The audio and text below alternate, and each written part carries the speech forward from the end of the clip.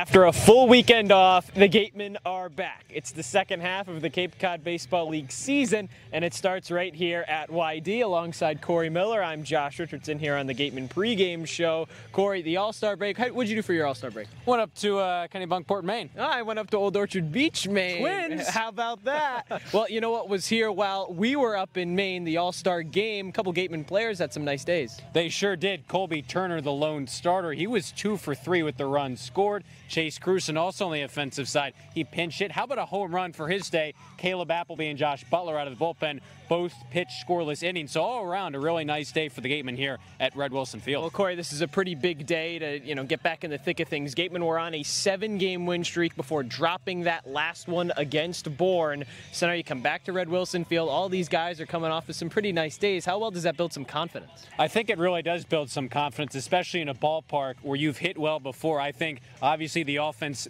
home runs are going to fly today. The wind's blowing out. You can probably tell by my hair. The last time these two teams played a game here, the ball was certainly flying. And listen, I know if you're the Gatemen, you dropped that tough one to Bourne on Friday night. You were down by 9. You got back. The tying run was in scoring position. A tough way to lose it. But guess what? You're still in first place. You're right at 500. Finished the season strong atop the division into the playoffs. Well, you talked about it. The wind's flying, everything. We're going to see a lot of home runs here today, at least hopefully. Chase Crewson had one in the All-Star game. He's here with our Rayna Maggelet. Rayna Maggelet joins alongside Wareham Gatemen outfielder Chase Crewson. So Chase, the last time we were here was the All-Star game. You got a home run. What did that accomplishment mean to you? It meant a lot. That All-Star game means a lot to all these players out here, just to show the work that we've put in, the commitment that we've put into the game. So to be able to do that in such a big game was super cool. You recently just announced your commitment to Rutgers. What about that school made you say this is where I want to go to next? It really checked all my boxes. Throughout that process of recruiting, the coaching staff is great. They have everything that I need from a facility standpoint, and it's just somewhere I can visualize seeing myself succeed. What do you want to say to all the Scarlet Knights fans out there? Expect a lot this season. I'm going to put in as much work as I possibly can to help the team in every way that I possibly can, and I'm just excited to be there. There you go. Good luck tonight. Thank you. Thank you. Thanks, Rayna. We've got first pitch at 5 o'clock. You can tune in to Cory and I on Cape League TV and on YouTube. After a full weekend off, the Gatemen are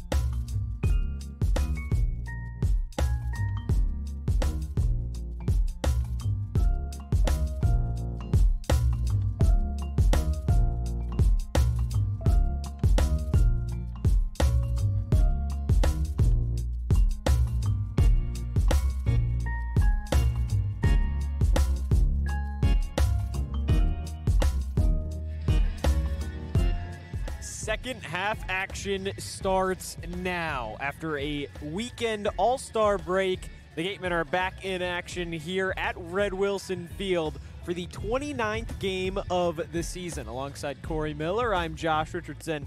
Cory, this is the second time here this year against the YD Red Sox. The first time didn't go so hot, but even still with a win today, the Gatemen could split the season series at 2 apiece. And that would say a lot because the Red Sox come in despite losing their last 2 games before the All-Star break as the Cape League's best team in first place in the East Division. So the 2 first-place teams in their respective divisions face off, as you said, for the 4th time. If you're the Gatemen, just come in knowing that the ball is likely to travel. Sunny day, winds blowing.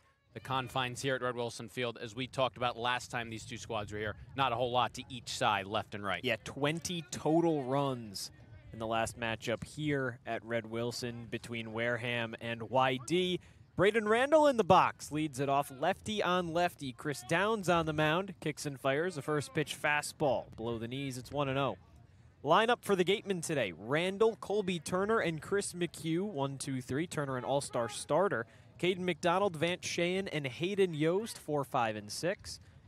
Here's the 1-0 from Downs. Chopper back up the middle. That's the second baseman Carreras, ranges to his right, and a toss on to first in time for out number 1.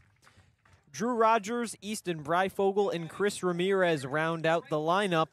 That'll be 3 lefties and 6 righties for the Gatemen against the lefty Chris Downs on the mound, who got the first out via a 4-3 ground out. I think it's always a luxury. This is Downs' 6th game. He started one previous game. To come into this field knowing what you have to do to be successful at your home park. Every pitcher has to deal with these kind of shorter fences, shorter distances, but he's used to it at this point.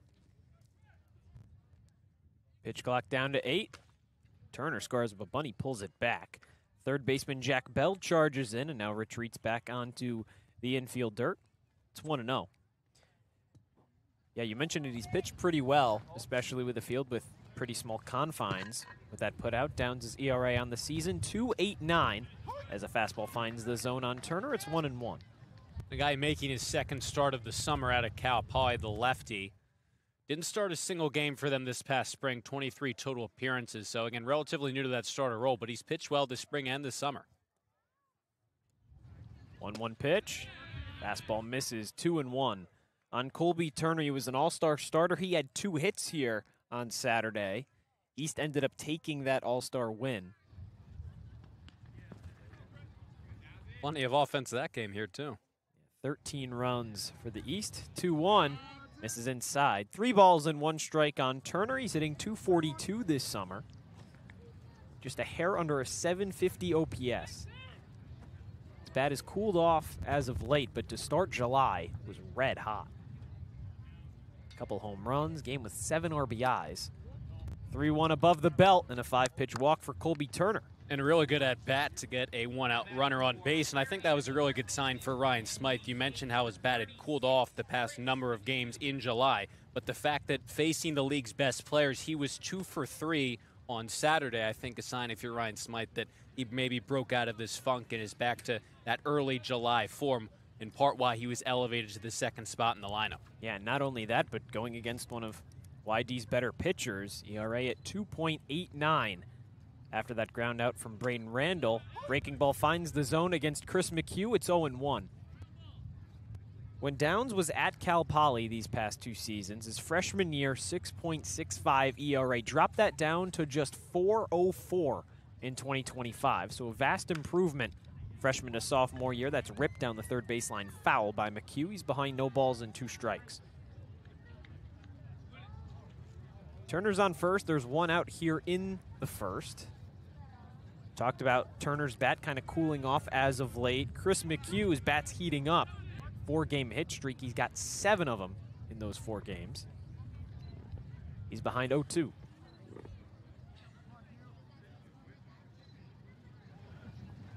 Long hold from Downs on the mound. Kicks and fires. This is outside, 1-2. And listen, the Gatemen have had success against both righties and lefties. You don't lead the league in runs unless that's the case. But when you look at these power bats, especially in the middle, McHugh, McDonald, I think facing a southpaw really plays to their advantage, especially in terms of the home run power. Here's the pitch. Runner goes. Throw down to second is high and into center field. Turner stays put. Braden Dowd was right there to back it up. But a stolen base for Colby Turner moves a runner into scoring position for the Gatemen with 1 out in the first. Like being aggressive early on, just trying to forget about that Friday loss, which Wareham probably already has done with that long weekend, no games, but try and strike first in what on paper might be an offensive showcase here tonight. That was a 9-8 loss to Bourne on Friday. Downs checks at second, now delivers home 2-2, fouled away and out of play. Braves scored 8 runs in that first inning, plated 1 more in the 4th. Gatemen had 1 in the 7th and then 7 more in the 8th. Got it close in the end, had the tying runner in scoring position in both the 8th and the 9th with less than 2 outs, just couldn't capitalize. 2-2 pitch, lined into left field. That gets down for a hit. Mobbs gives Turner the rave around. He heads for home safely.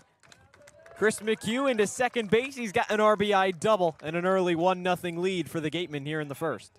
Well, you said how McHugh's bat is heating up, and he continues to extend his hot stretch of games now over past the All-Star break.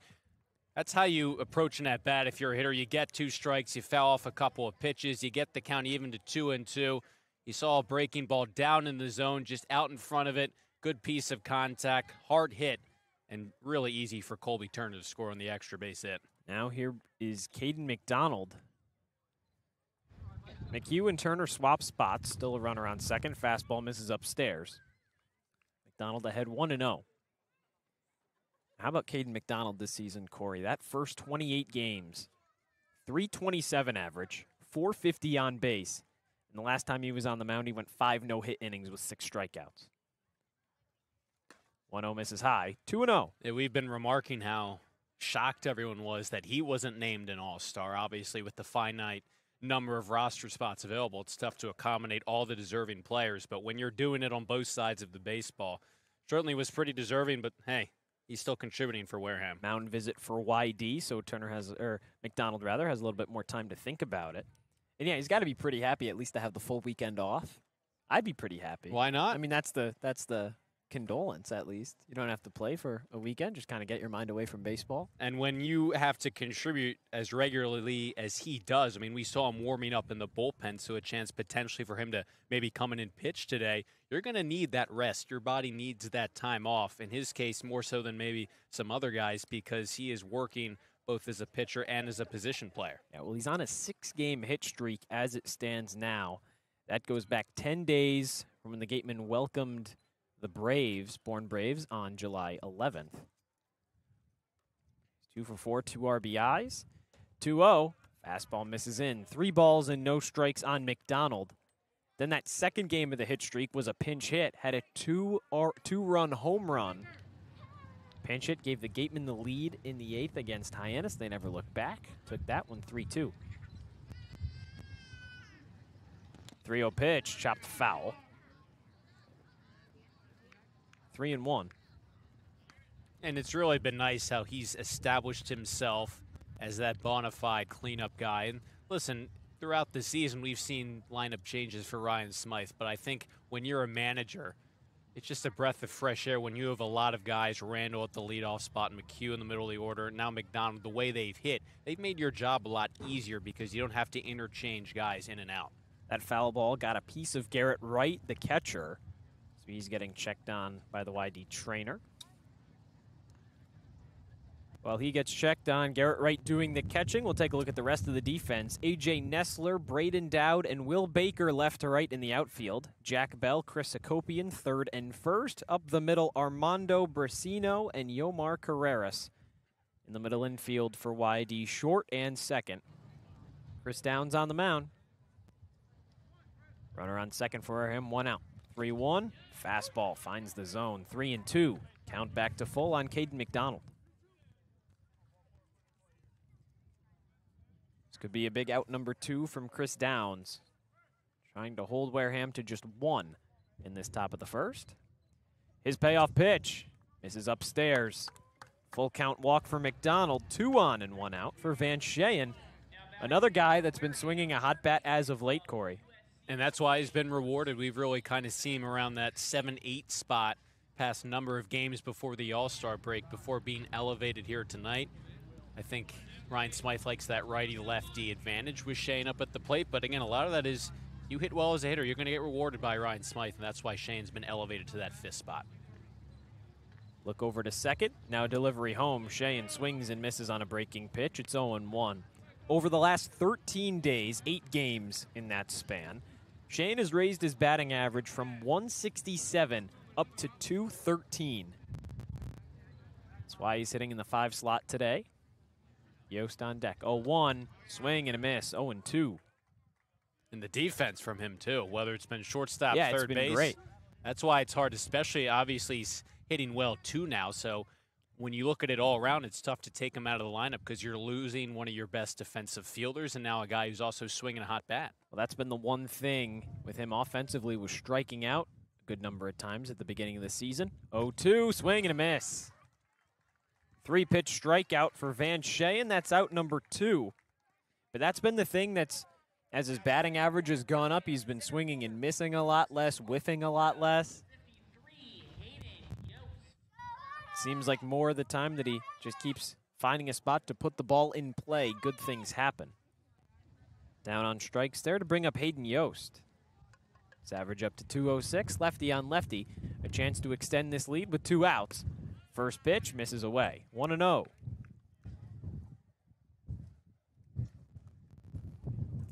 Yost, the second of 3 lefties in the lineup for the Gatemen today. Cory, go ahead. Yeah, another guy who's started swinging a hotter bat past 2 games as well. 1-0 pitch misses away. Had that huge double against Bourne to bring it to a 1-run contest. Represented the tying run at second. He came off the bench as well. And you mentioned it's tough to take Sheehan out of the lineup because of his defense. Yost, a guy, really been Gold Glove caliber player in center field. Breaking ball over the heart. It's 2-1.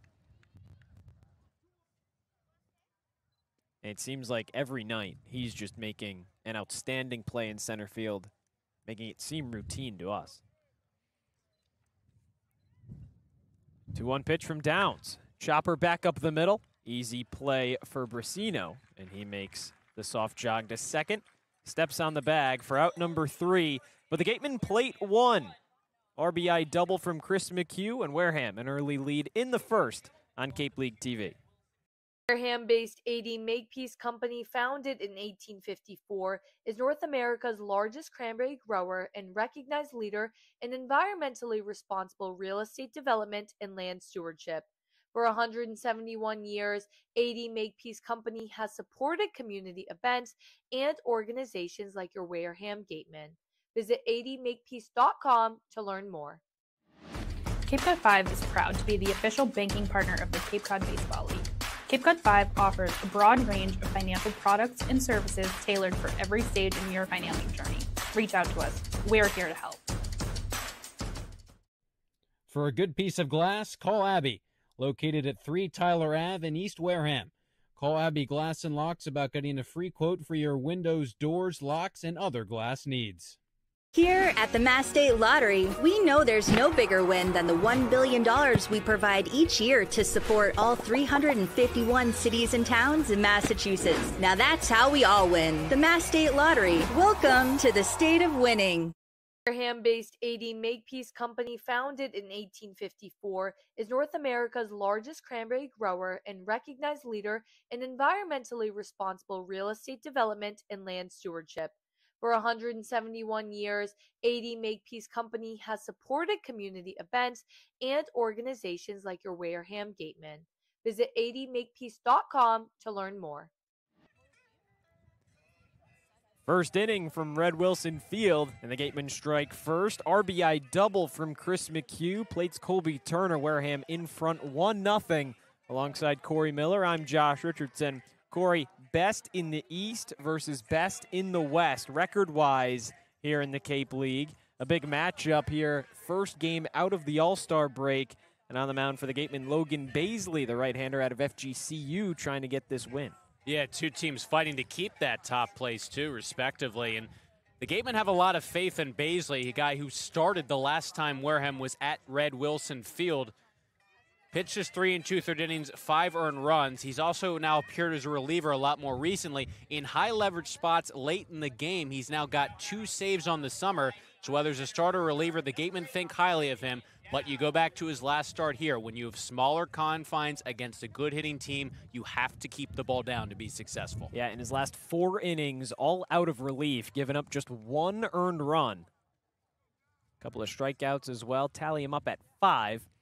Braden Dowd leads it off for YD. He takes the first pitch strike.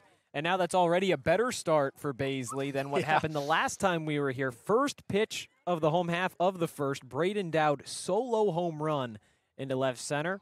Got YD on the board early. It was back and forth up through the 6th. 0-1 skips in the dirt. It's an even count. 1 ball and 1 strike to Dowd. It was back and forth. 2-1 lead for the Gatemen. Then it was 3-2. Then it was 6-5. And at that point, YD pulled away. Took that one 13-7. Red Sox have 2 wins over the Gatemen this season compared to the 1 for Wareham. 1-1 pitch, misses away. 2 balls and 1 strike on Dowd. He enters hitting just under 200 at 198 on the summer.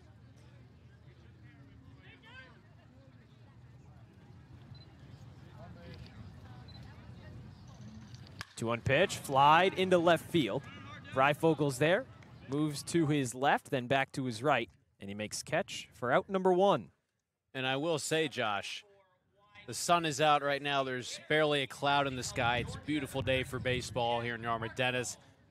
Wind blowing a little bit, but it does not compare to the sweltering 95-degree day. Well, that's the thing. last It's time these two probably teams what? were here. Mid to high 70s. Yes. It's probably about a So 20-degree difference from what it was. It's not as humid either. And so that fly ball, that at bat right there, I think obviously you don't know how much exactly it's going to add to it, but I think that would have been a lot closer to scraping the wall a couple weeks ago. First pitch misses just below the knees for ball one. That's Jack Arcamone, the two-hitter. Played just one game for YD so far this summer, had a home run.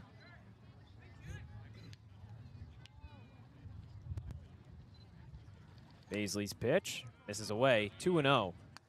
Arcamone held back his swing. Wind's blowing in as well. It is. So a little bit in from left field. Listen, you'll take that as a pitcher because you really have to make up for the fact that guy can hit a home run any part. Back up the middle, diving stop from Randall. Gets up from his knees and makes the toss from short. Nice play, 6-3 from Braden Randall. We'll tell you the rest of the Gatemen defense. Bryfogle, Hayden Yost, and Colby Turner left to right in the outfield. Van Sheyen at third, Chris McHugh at first. You just heard from Braden Randall, and Chris Ramirez at second. Drew Rogers behind the plate, Baisley on the mound. Here's Chris Hakopian, the three-hitter. 2 up, 2 down here in the first for Baisley. Hitting after Hakopian, Armando Brasino. First pitch, Hakopian flies one into right field. Turner's back, settles, and makes the catch. We'll give you the YD lineup in the home half of the second, but after one, a scoreless first for Logan Baisley, and the Gatemen remain on top 1-0 heading into the second on Cape League TV. Here at the Mass State Lottery, we're known for our monster wins. But there's no bigger win than the $1 billion we provide each year to support all 351 cities and towns in Massachusetts. In our game, we know that supporting local businesses and helping communities is how we all win. Because at the lottery, we're all playing for the home team. The Mass State Lottery. Welcome to the state of winning. A+ repairs smartphones, tablets, game consoles, and computers. Get it done right the first time. Cape Cod Central Railroad is proud to sponsor the Wareham Gatemen for the second year in a row. Experience the scenic beauty of Cape Cod like never before. Journey through picturesque marshes, cranberry bogs, and dunes on our historic rail line. Whether you're savoring a 5-course gourmet dinner, enjoying a Sunday brunch with a live jazz band, or bringing the family on a narrated excursion, there's a ride for everyone. Departing from Hyannis and Buzzards Bay, visit capetrain.com to book your ride today.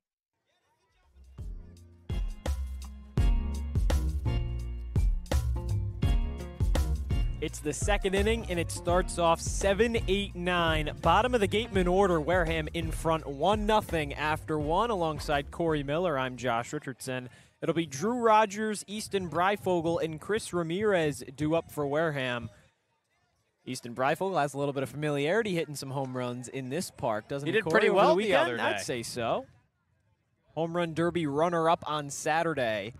Lost to Kahio Aloy, who is some pretty formidable competition, especially after what he's done to the Gatemen so He's far won this the hitting season. competition against Wareham this summer. He's got 3 home runs, a couple doubles, whole lot of RBIs.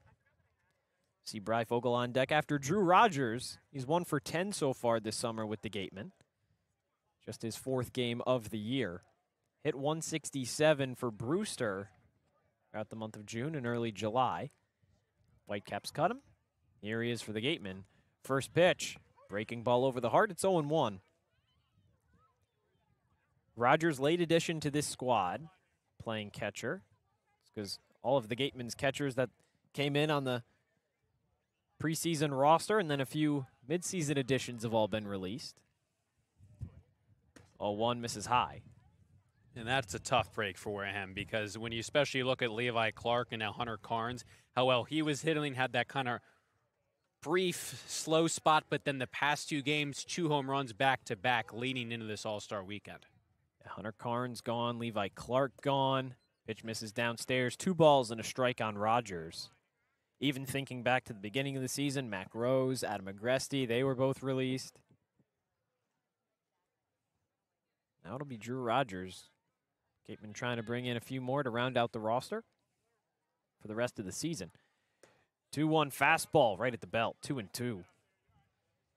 Gatemen come in 14-14. That's good for first in the West. Bourne 13-13-1, so same winning percentage, but the Gatemen have that extra win. 1 point advantage over the Braves. YD in the East, however, 15-11-2. 2-2 fastball. Rogers takes it all the way in for strike 3. Second punch out of the game for Chris Downs. You know, when we looked at some of the Gatemen players who either were headed to the draft or released going back to school, we talked about, well, how do they replace Ty Daly? How do they replace Levi Clark? And now I think that question could carry over to Hunter Carnes, but there really hasn't been an issue with the two former guys, Daly or Clark, because 1 through 9, the offense has just continued to click even without them. It's really just been kind of a next man up mentality. Breaking ball misses up by Breifogel's head. It's 1-0. Chris Ramirez, a mid now nearing late season addition for the Gatemen. He's 10 of 18 on the year. He's playing pretty well out of the 9-hole. 1-0 to Breifogel, misses away, and he's ahead 2 balls and no strikes.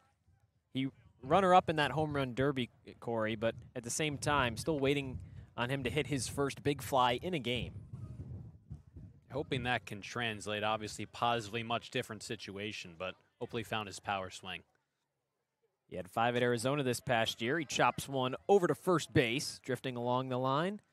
That's Chris Akopian. He makes the tag out. Breifogel had to run right into him. 2 outs. And sometimes, as we talked about leading up to the All-Star Weekend, the home run derby can have both positive and negative effects on players. For some guys, they start to drop their back shoulder more, trying to swing for the fences. Doesn't help them out, but for a lot of guys, it gets their timing down. They center up the baseball more, so we'll see if effect, if any, it had on Easton Breifogel. Yeah, it's always funny to see if, you know, it's a myth or if it's not. It really just depends on the player, it seems. But more often than not, you're right, it does seem to have a negative impact, but there have been a few instances. Here's Chris Ramirez, breaking ball over the plate. It's 0-1. Just off the top of my head, Giancarlo Stanton in 2017, Bryce Harper in 2018, Charlie Blackmon as well in that 17 home run derby. All had pretty good second halves after they competed. 0-1, Ramirez scores up a bunt. Garrett Wright fields it quickly. Bunt did not get far enough down that third baseline, and an easy 2-3 putout. 3 up, 3 down second for Chris Downs. Gatemen still on top 1-0, with the Red Sox coming up to bat on Cape League TV. Insurance has been servicing Wareham and the surrounding areas since 1980. Call Legacy Insurance for all your insurance needs at 508-295-1315. Legacy Insurance, your hometown agency. Get ready for big results with our small machines. With more power, performance, comfort, and savings. They are ready for every job. And we're ready with plenty of inventory, the best support in the business, same-day parts availability, and locations across the Northeast. So you can always be ready to work. Milton Cat, always ready. When it comes to protecting your home, car, or business, trust the team that's been covering our community for generations. For personalized coverage and service that you can count on, the choice is easy. It's Morse, of course. Visit morseins.com today. Insurance has been servicing Wareham and the surrounding areas since 1980. Call Legacy Insurance for all your insurance needs at 508-295-1315. Legacy Insurance, your hometown agency.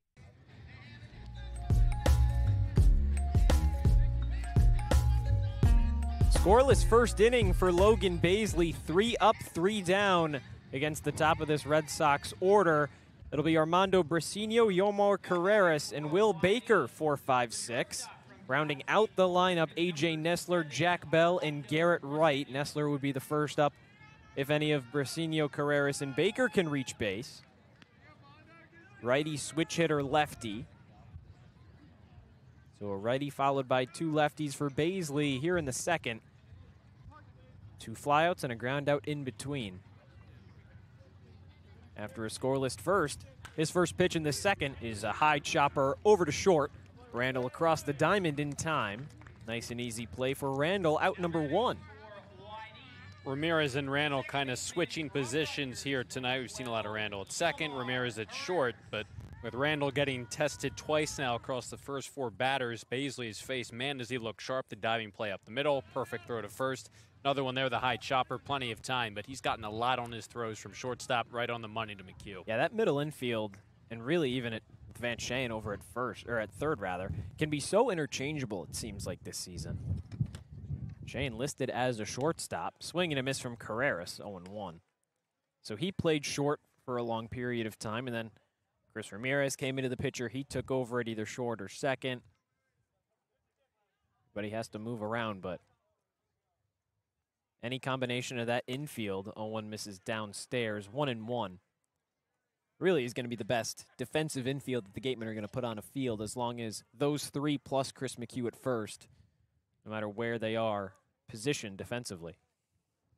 Baisley's 1-1, misses downstairs. 2 balls and a strike on Carreras. Team batting average leader at 282.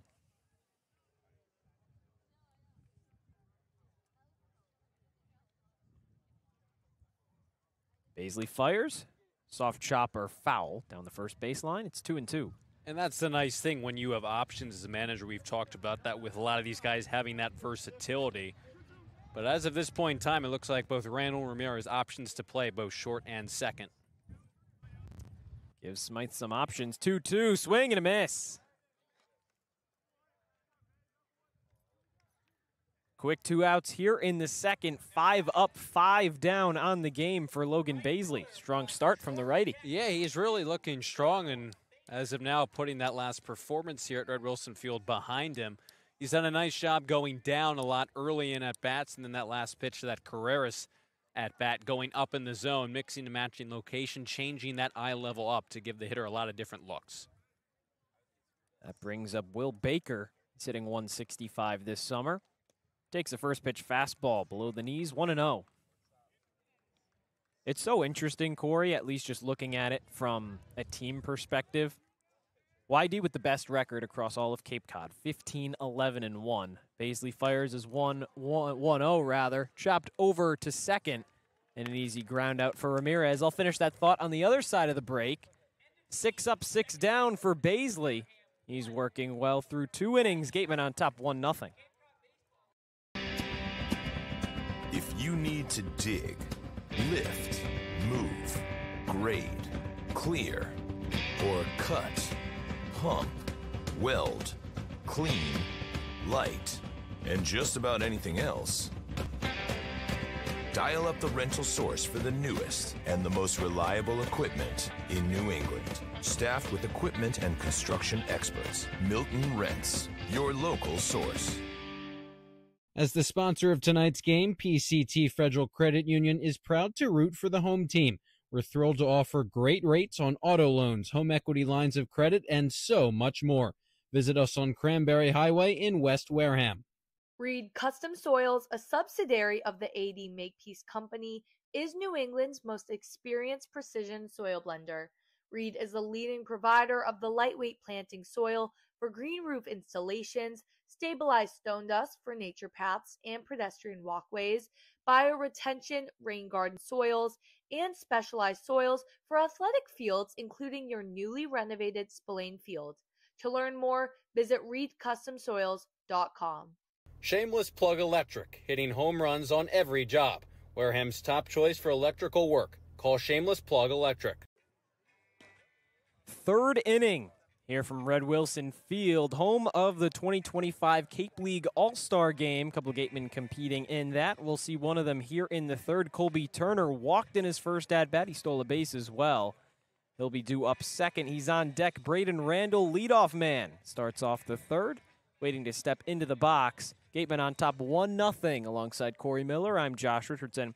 Cory, I was talking about this at the end of the 2nd inning. Chris Ramirez rudely interrupted me, fielding a nice ground out to 2nd. YD this season, with the lineup that is being produced today, outside of a couple players that haven't played a whole lot of games, so with everyone in this lineup, more than 9 games played on the season, no one has an OPS higher than 640. 640. Compare that to the Gatemen, 1 through 4 hitters all have over 700. So when you think about that, well, the offense hasn't been there, at least for a majority of the season. Team is last in runs as a whole. So you think, okay, well, they're winning games pitching-wise. They've got the 3rd best ERA across Cape Cod. Well, over the last 7 days, that's second to last. So the question is, for a team at 15-11-1, first pitch misses away for Braden Randall, how do these guys keep winning? Well, a lot of it, I mean, you go back to June, July, that 9-game win streak, it certainly helped. That's 9 of their 15 wins on the summer. 1-0 breaking ball misses away. It's 2-0 on Braden Randall. And since then, you know, they've been treading water pretty well. They're still in first place. They've been able to fight off Brewster for a decent amount of July so far, but they head into this game on a 2-game skid, losing their last 2 before the All-Star break. 2-0 pitch, fastball right down the middle, 2-1 on Randall, grounded out to second in his first at-bat. Yeah, you talked about that, Corey. Really, 2-game losing streak heading into the break. Over the last 10, YD 4-6. Gatemen are 8-2 in the same span. Pitch misses downstairs, and Randall ahead 3-1, leading off the 3rd against Chris Downs, lefty's 3rd inning of action. And this is something where, from the beginning of the season, they lost some of their top bats. Guys getting drafted, going back to school. It's a tough break. 3-1 pitch, fouled away. Randall stays alive, and a full count pitch coming up to the shortstop. And we've seen how well the Gatemen have been able to adapt to losing some of their top name players, top performers. YD obviously has done a decent job, again, treading water. That 9-game win streak really helped propel them, give them some breathing room. But as of recently, as you mentioned, they're having a more difficult time on both sides of the baseball doing that. Payoff pitch, lined over to short, and an easy grab for Brusino. Hung up in the air, and a quick out for Randall. He's 0 for 2. But he's put the ball in play both times with some good contact. Yeah, nothing to be ashamed about in that at-bat especially. Does a nice job working the count. Field slightly shifted up the middle. Shortstop Brusino playing closer to that second base bag. Usually it's a line drive, base it up the middle. But again, Turner hitting the ball hard, all you want to see. Gatemen have had plenty of guys, you mentioned it, Corey, that have either been drafted, leaving to report back early for their collegiate seasons. So grab Levi Clark. First pitch, this is downstairs. So check that new pitcher into the game. Chris Downs out, Michael Catalano in. Righty from Oklahoma. 7th appearance of the season for the righty. 1-1 misses upstairs, 2-0 on Colby Turner. And 2 starts, he's thrown 19 2/3 innings pitched. So a guy who is used to doing both roles and has that ability as a bridge guy to give you some depth out of the bullpen, but this looks like it was planned if you're the Red Sox. 2-0 pitch, lined back up the middle and through into shallow center field. Carreras took a dive rather. Dowd recovers it in center. 1-out single for Colby Turner. Well, we were talking about what potentially a home run derby can do to you as a hitter, improvements, maybe you struggle a little bit, but I think the All-Star game has really helped Colby Turner. And maybe some adjustments going into that All-Star game, but we talked about the 2-for-3 performance. And then so far tonight, a walk, a run, he has a stolen base, and now a base hit right back up the middle. He's been on base twice, and that's what you really love to see. Kind of a new role in that 2nd spot in the order with Hunter Carnes. Going back to school, there's a vacated spot, 2-3 spots typically where Carnes has been. Turner's really picked up that slack so far tonight. He had those 2 hits in the All-Star game. Bat was starting to fall back to normal. McHugh shoots that one into left field. Nestler droves back, and that one is over the wall. 2-run home run for Chris McHugh. He's got all 3 RBIs tonight. And the Gatemen triple the lead. It's 3-0 here in the 3rd. That's what happens when you hang a breaking ball and you have a guy in McHugh who is swinging a really hot bat right now. He got a breaking ball for his double back in the 1st, but that one was kind of buried down inner part of the zone. That one just hung over the heart of the plate. McHugh timed it up perfectly, and boy, did he put a good swing on it. So Downs' line closes 2 innings, 1 hit, 1 run, 2 walks, 2 strikeouts. And now Catalano enters. He's pitched just the 3rd and given up double that. Swing and a miss from McDonald. It's 0-1. Gatemen attacking early. Of the 3 matchups, Wareham has scored first in 1. They won that contest 3-2. the first matchup of the season between the Gatemen and the Red Sox. Pitch misses upstairs, 1-1 on Caden McDonald, who walked back in the first.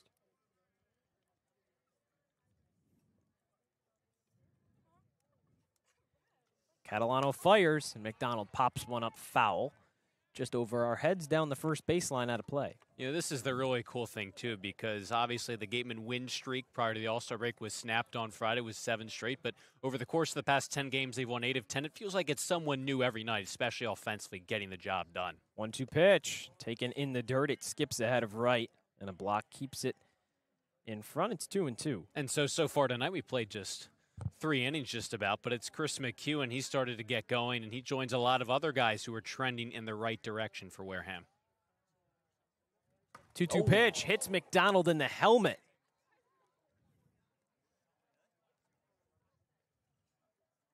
Flew off of him, took a walk around the bases, or walk around the home plate, rather. Now Ryan Smythe out to check on him, make sure his star DH is okay. Cory, if we had a nickel for every time that Caden McDonald has been hit in the helmet this season, we'd have 2 nickels. We would. Which isn't a lot, but it's weird that it did happen twice. It is. The first time it was back at home, it was on a breaking ball, too, which, again, still isn't fun. That was a fastball. And, again, it catches him in the helmet. That's why it's there, but it's still not a pleasant experience because just the vibrations, just kind of the effect of that, it really kind of wakes you up. And just glad to see so quickly he was able to recover and shake it off. He's still on first. Catalano may be a little bit shaken up after that home run. Cheyenne pops that one straight up in the air, but goes foul, just out of play. 0-1. It's just uncomfortable as a hitter because you're in there, you're facing guys throwing, some cases, upper 90s. You're trying to protect, put together good at bat, and next thing you know. Check back over, and he's picked off. Too big of a lead from McDonald over at first, and a nice move from Catalano erases the hit by pitch, out number 2 here in the third. I don't think he was expecting that throw over. Had a pretty good lead, that foul ball on the last pitch, too. Just wasn't expecting Catalano to quickly turn and throw over to first in time. McDonald not known for his speed on the base paths either, so expecting no real competition at the bag. Now Shane with 2 outs behind 0-1, takes a fastball upstairs, brings it back even, a ball and a strike. Well, and it's a situation where, you know, as you said, not the greatest speed. When you just get hit, the first thing you want to do is get payback. 1-1, swing and a miss, 1-2. So would that have been in the form of the stolen base? I don't think he would have gotten a send sign there with already 2 runs in. But with how Shane is swinging a bat, maybe a hit and run. Why Shane not? put something in play. 1-2 pitch. Fastball taken inside, 2-2. Shane struck out for out number 2 in the first.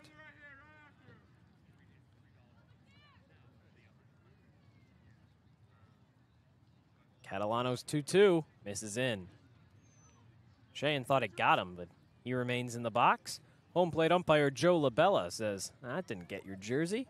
Just straight back into right's mitt. It'll get your attention, though, especially if you're the Gatemen. Couple of pitches this inning, up and in. Catalano's been a little wild. His payoff to Cheyenne misses upstairs. 2-out walk for the third baseman. He's on for Hayden Yost. Make it another one on the fastball. That one not so much in, but it was way high. It didn't even threaten the zone. We'll see if Catalano can make an adjustment. But if you're Wareham, maybe take note of the fact that fastball location, especially up in the zone, has not been there. We saw McHugh go yard on a hanging breaking ball. See if Catalano tries to start the at-bat with a breaking ball, since that's the pitch he's locating better right now. Cheyenne on first. He leads the team in stolen bases. There's the check over, not in time. It is a quick move, too, from Catalano. Cheyenne has 9 swiped bags on the year. Chance to move him into scoring position for Hayden Yost. Here's that first pitch. It's a fastball. It gets into the backstop. Out of the glove of right, and an easy 90 feet for Van Cheyenne. He moves into scoring position. No hesitation, no worries. No, and Catalano just has no control of that fastball right now. The past 2 pitches have missed way high in the zone, nearly hit Shane with another, hit McDonald with another. And so if you're Hayden Yost, I almost think you could cross that off the list. Until he throws you a strike on a fastball, I would be sitting breaking ball. 1-0 pitch. There's the breaking ball just above the knees. Gatemen dug out a little bit displeased with that call. Heard Ryan Smythe say it almost touched the ground. That was close. Either way, it's 1-1. Pitch to Yost. Fastball, outer corner, 1-2.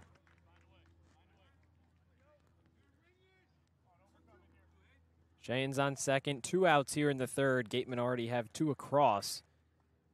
2-run tank from Chris McHugh. 1-2 pitch. In the air to right field. Baker's back. He looks up. It's over the wall. Home run number 2 this summer for Hayden Yost. And he extends this Gateman advantage to 5-0 here in the third. With 2 strikes nonetheless, a couple of strikes that probably went the other way that Hayden Yost was thinking they would go, especially that called strike on a breaking ball. But again, the ability as a hitter to cross off a pitch that you're looking for and just sit, this case dead red, but on a breaking ball, get it and turn on it. Credit Hayden Yost, even with 2 strikes, just a bomb into right field. Now the Gatemen on top 5-0, 4 spot in the third. Catalano still has those 2 outs. Breaking ball misses inside on Rogers. It's 1-0.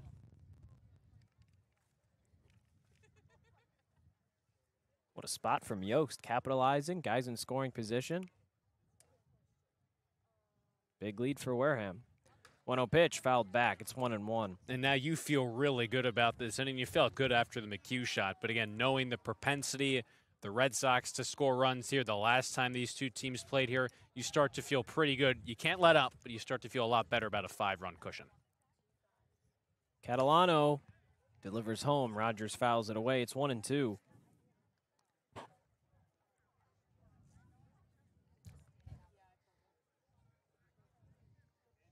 Big spot for Rogers. He's 1 of 11 with the Gatemen this summer. That one was a home run. 3-run shot against Falmouth. 1-2 misses away. 2 balls and 2 strikes on the Gatemen starting catcher. We talked about Hunter Carnes, but a lot of that burden's going to be on Rogers' shoulders now as carryover at the catcher spot. Here's the pitch. Misses high. He checked his swing. No appeal down to first. And a 3-2 coming up to Rogers. Easton Breifogel on deck.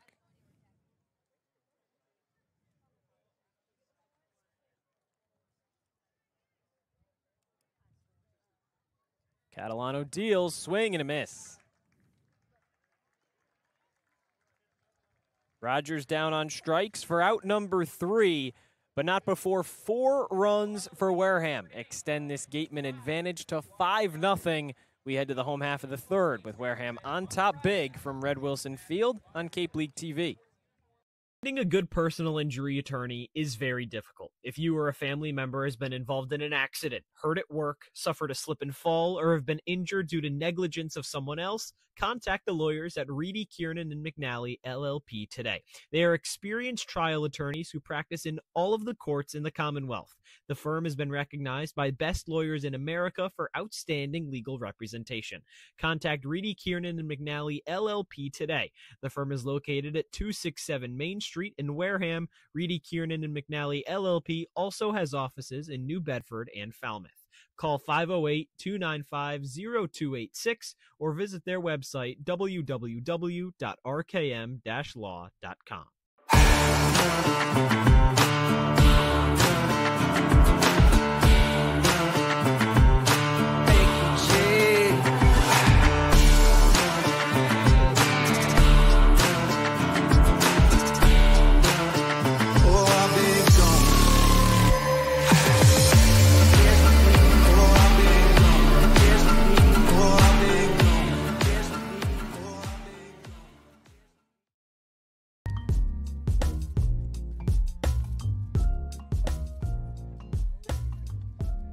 No post-All-Star game slump for the Gatemen early on from Red Wilson Field. 5-0 Wareham advantage over YD.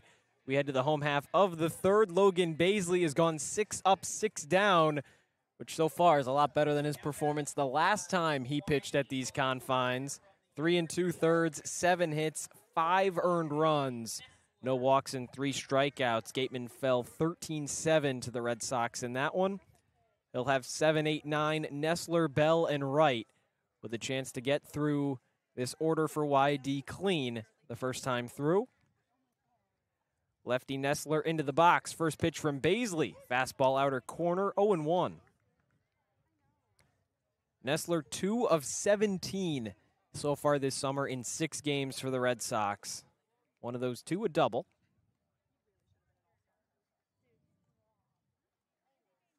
Oh, 1 pitch. Tried to check his swing. He ran around. No appeal down to third. Joe LaBella behind home made the call easily. It's 0-2. Jack Bell, another lefty for the Red Sox, stands on deck. Garrett Wright, the catcher behind him. 0-2 pitch, lined over to short. Past the glove of Braden Randall. It skips into left field for a leadoff single for A.J. Nessler. You know, I was just about to say, Josh, 2 strikes into the at-bat. It's nice when you're a pitcher, you look at this YD lineup. The last 4 guys in the order all hitting under 200, and that's nice when you have the luxury of an arm facing that lineup. But again, at the same time, 1 swing, it's all it takes to get a hitter back into the groove. A couple games ago, Chris McHugh's hitting under 200. Now look at him now. McHugh, RBI double in the first, 2-run home run in the third. You mentioned that under 200. He's up to 270. First pitch, whiff and a miss from Jack Bell, 0-1. Really, all YD needs is 1 swing. Not a very large field here at Red Wilson. Home run derby was here. Saw a couple tanks leave the yard. Check over to first, not in time. And so if you're Basie, listen, you gave up your first hit, first base run of the game, but the approach should be the same. You got the first 6 guys in order to start your outing. You've been really good. Just keep locating down in the zone with your fastball and breaking ball. Yeah, 3 ground outs, 2 flyouts, and a strikeout for Baisley.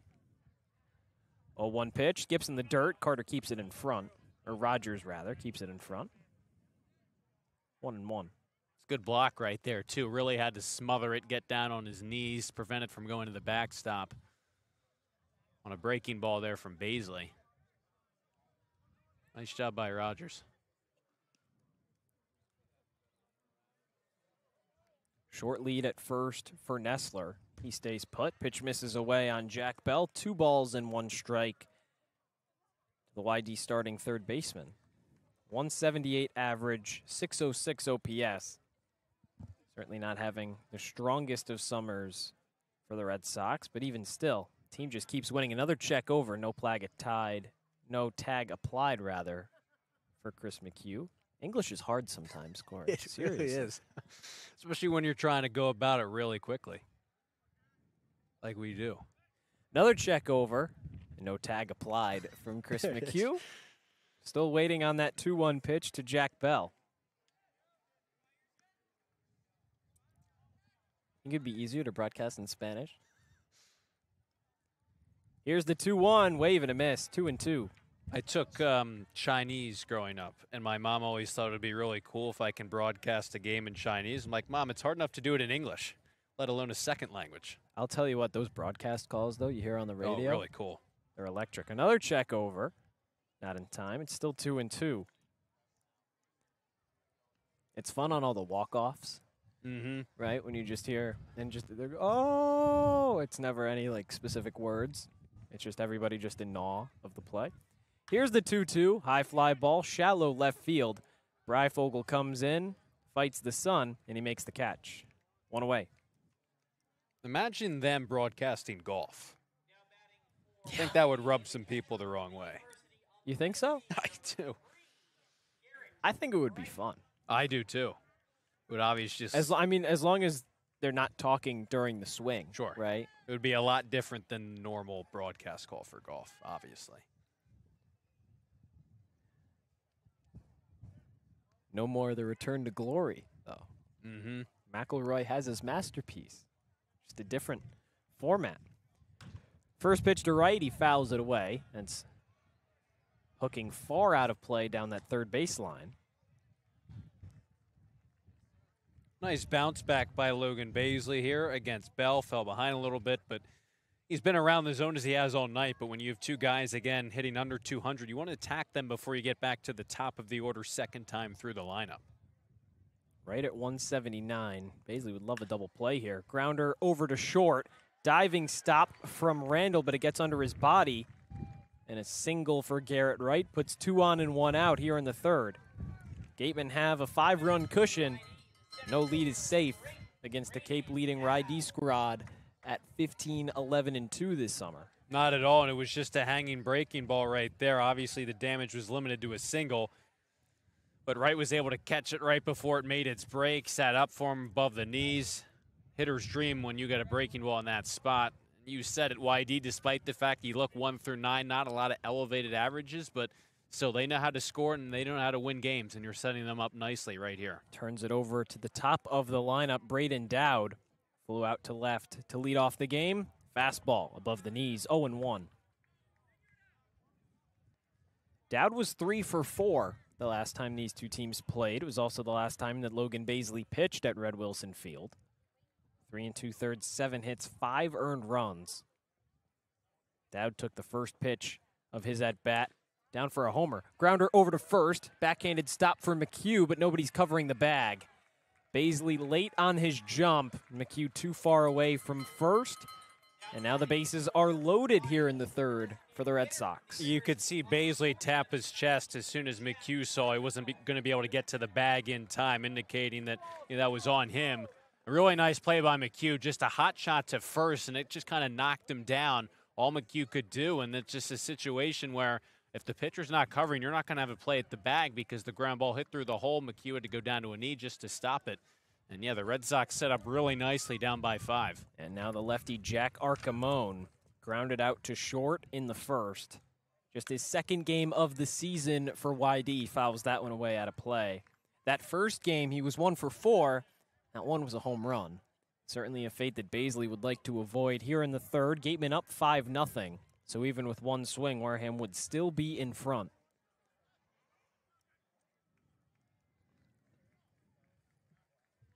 Bases loaded for Logan Baisley. 0-1 pitch, fouled away, 0-2. And, yeah, the good news for Baisley is that all these base hits have been ground balls, not through the air, nothing really that hard hit. That last one from Dowd, the exit velocity kind of ticked up there, but has just kept attacking hitters, but Whitey's been aggressive. So, again, try and make sure you're really extra accurate on your pitches here to get out of this inning. Single, fly out, single here in the third for the Red Sox. Bases loaded, 1 out. 0-2 pitch, misses away. 1-2 for Baisley. Just looking for anything to get him out of this inning. Even with just 1 run allowed, certainly would not be worst case scenario. 5-0 lead. All about avoiding that big inning. Yeah. Here's the 1-2, misses away. 2 balls and 2 strikes. That really has been kind of the thing for a majority of this season. It's been that one big inning. Now against YD in that 13-7 loss for Wareham, it was really spread out over every inning. A couple 4 spots for the Red Sox. Put up 3 and another. 2-2 pitch, misses away. Nowhere to put Arcamone. Bases loaded, 1 out here in the third. And now a big payoff pitch coming up from Logan Baisley. Nestler on third, Wright on second, Dowd on first.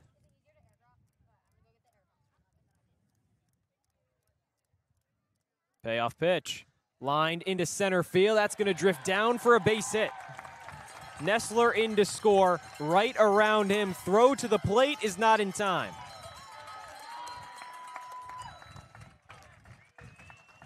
Two RBI single from Jack Arcamone. And the Red Sox on the board here in the third. It's 5-2 Gatemen, still with 1 out. This is what happens when you're not able to execute pitches with 2 strikes. Baisley did a great job to get ahead of Arcamone, 0-2, and then really just fired 3 pitches just off the outside corner to work the count full. And a tough situation where he couldn't get Arcamone to chase, but he wasn't throwing anything really competitive to induce that swing and miss. Then he went after him again. 3-2 pitch was over the heart of the plate. Arcamone made him pay. Dowd moves over to second. Arcamone on first. Now a mound visit for Eric Luxus, Gatemen pitching coach. Talk about things with Baisley. Doesn't take the ball from his right-hander, so Baisley will remain in the game, but he'll have to go through Chris Hacopian and Armando Brasino, barring a double play. The next two due up for the Red Sox in the 3 and 4 hole, respectively. And this is kind of another commonality with the Gatemen, I think, this season is where, listen, it happens to everyone because it's part of baseball, but there's been a lot of situations this summer where they've had pitchers on the mound throw really nice innings, sometimes consecutively like Baisley has done. No hits, no walks, no base runners through the first 2 innings, really pitching well. Then all of a sudden, just it out of nowhere almost, it kind of unravels. And we've starts seen to that this snowball inning. after Exactly. that. And so we're up to 4 base hits this inning.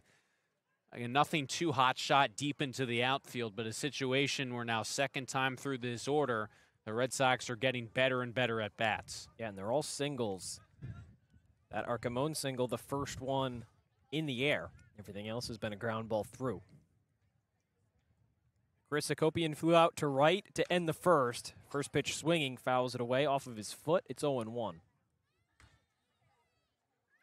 Hacopian in 218 batting average. That's dropped to 216. His OPS down to 599. 2 doubles, a triple, and a home run for the right-hander.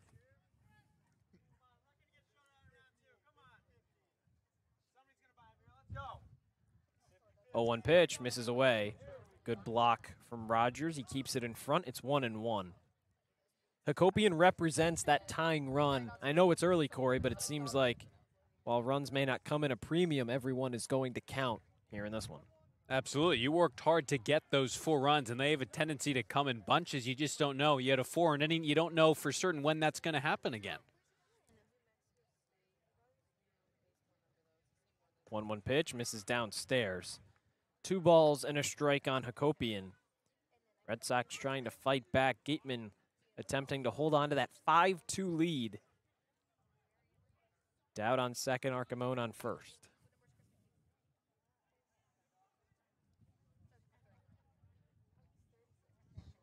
Baisley's 2-1, lined into left field and deep. That's drifting back towards the wall. It one-hops the wall. Breyfogle fields it.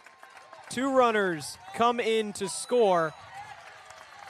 A 2 RBI double from Chris Hacopian brings the Red Sox within 1. It's 5-4 here in the third. The inning just kind of has gone from bad to worse if you're Logan Baisley. Early on the past few counts, or even when he got to 0-2 on Arcamon, he started to not trust his stuff and kind of nibble around the zone. This at-bat, maybe the 4 singles were in the back of his mind, not going right after Hacopian. Gets behind in the count, hitters count, then he attacks his own, just leaves a fastball inner part of the plate up in the zone. Hacopian just turns through that ball, and he didn't miss a homer by a whole lot. Red Sox now out hitting the Gatemen 5-4. All 5 have come here in the third. Gatemen on top by that same score, 5-4. Pitch misses away on Brasino. It's 1-0. Tying run on second, Chris Hacopian. 2 RBI double into left. It was a long run for Breyfogle. He cut it off quickly.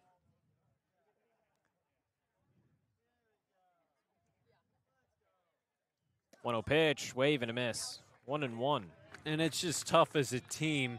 You always love when you put up a lot of runs in an inning, but at the other side of that, posting a 0 on the back end of that inning is always an added bonus because then it's 3 fewer outs the other team has to work with. And now at the same time, the Red Sox have matched that 4-run output from the Gatemen. 1-1 pitch, misses downstairs. 2-1 on Brasino. Still 1 out here in the third. So Baisley has some more work to do. We have no visual, but have to imagine that there's at least 1 man warming up for the Gatemen in the bullpen.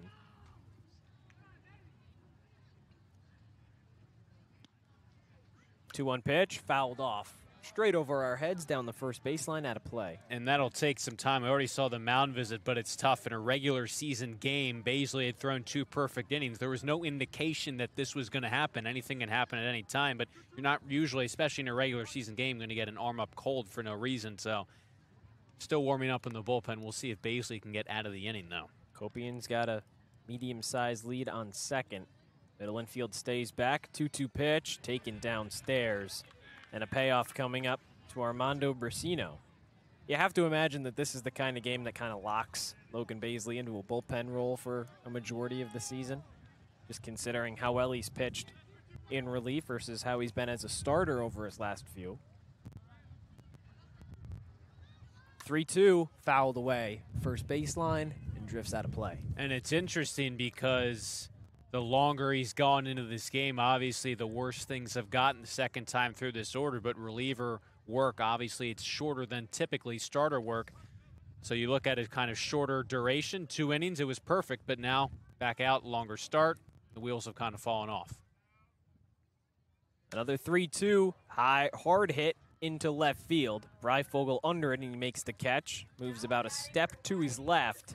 Out number 2, and a big one for Logan Bazley. And it's a tough spot for Bazley because the Red Sox aren't chasing really any of his pitches outside of the zone. So as a result of that, they're getting good pitches to hit because they're in hitters' counts, and Bazley has to attack the zone because they're not swinging at pitches outside the zone. And that's been tough because then when the Red Sox get those good pitches over the heart of the plate, they haven't really missed them at all this inning. Yeah, and that was still pretty well struck.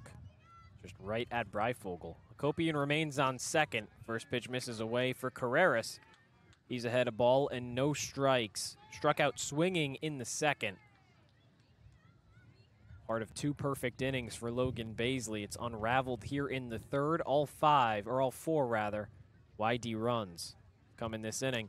1-0, wave and a miss. It's a ball and a strike. That's the breaking ball that ideally hitters chase. Starts right at the knees, drops out of the zone. If you're Bazley right here, look, the 4 runs coming in is not ideal. It's not great, but still a chance to end the inning with your team out in front. Bazley's pitch misses upstairs. 2-1. Carreras a switch hitter, so no Gatemen on the mound. Will have a platoon advantage against him for this game. 282, not a whole lot of power. OPS at 630. 2-1. Fastball misses away. 3 balls and a strike for Carreras. Hakopian still on second. Trying to get that third out of this inning and escape. Back to the offense. Bazley steps off and he resets pitch clock down to 5. He's really been trying to get the fastball call in the outside corner. Has not gotten that a lot though this inning. Large lead for Hakopian. Bazley delivers home anyway. 3-1, swing and a miss. And a payoff coming up. Big pitch there from Bazley. Works his way back into the count. Yeah, that was a big-time pitch, big-time swing. Here it is, try and hit it, and obviously Carreras came up empty. Big spot now if you're Bazley, kind of get away with one right there, blew the fastball by him. Payoff pitch, just above the belt. And a full count walk for Yomar Carreras. 2 on and 2 outs here in the third. Will Baker will be the 9th Red Sox to come up to bat in the inning. Tough spot if you're Bazley. You get that big swing and a miss. You have a little bit more wiggle room now with 2 strikes. You try and make a perfect pitch, execute up in the zone on the corner. You just don't get the call. Again, he hasn't been getting some of those close pitches, and guys haven't really expanded the zone. It's kind of added up to this perfect storm if you're the Red Sox here this inning. Now with 3 straight lefties coming up to bat for the Red Sox here in the third, Eric Luxus trots out onto the mound, takes the ball from Bazley, the right-hander. Gatemen coming in to make a pitching change. Here comes TJ Schlageter early on into this one. While he warms up, we'll take a break. You're listening to a Gatemen 5-4 advantage with YD threatening on Cape League TV. Law. Live, life, law. Covering all residential and commercial real estate matters. You live life to the fullest and let us sync law. That's synklaw.com. Sync with an I, not a Y. Be selfish. We represent only you. Sports Turf Specialties has set the standard for high-quality natural grass athletic field construction. As a full-service athletic field construction company, we specialize in design, build, and renovation of native soil, modified soil, and sand-based athletic fields. Our team will provide you with superior quality, expert guidance, and continuing support long after the completion of our project. We are proud to have built the infield for the Wareham Gatemen field. Go Gatemen. If you can dream it, if you can cruise in it, If you can summer in it, fish from it, or take it for a day at the beach, we can protect it. The Baldwin Group. Protecting the possible.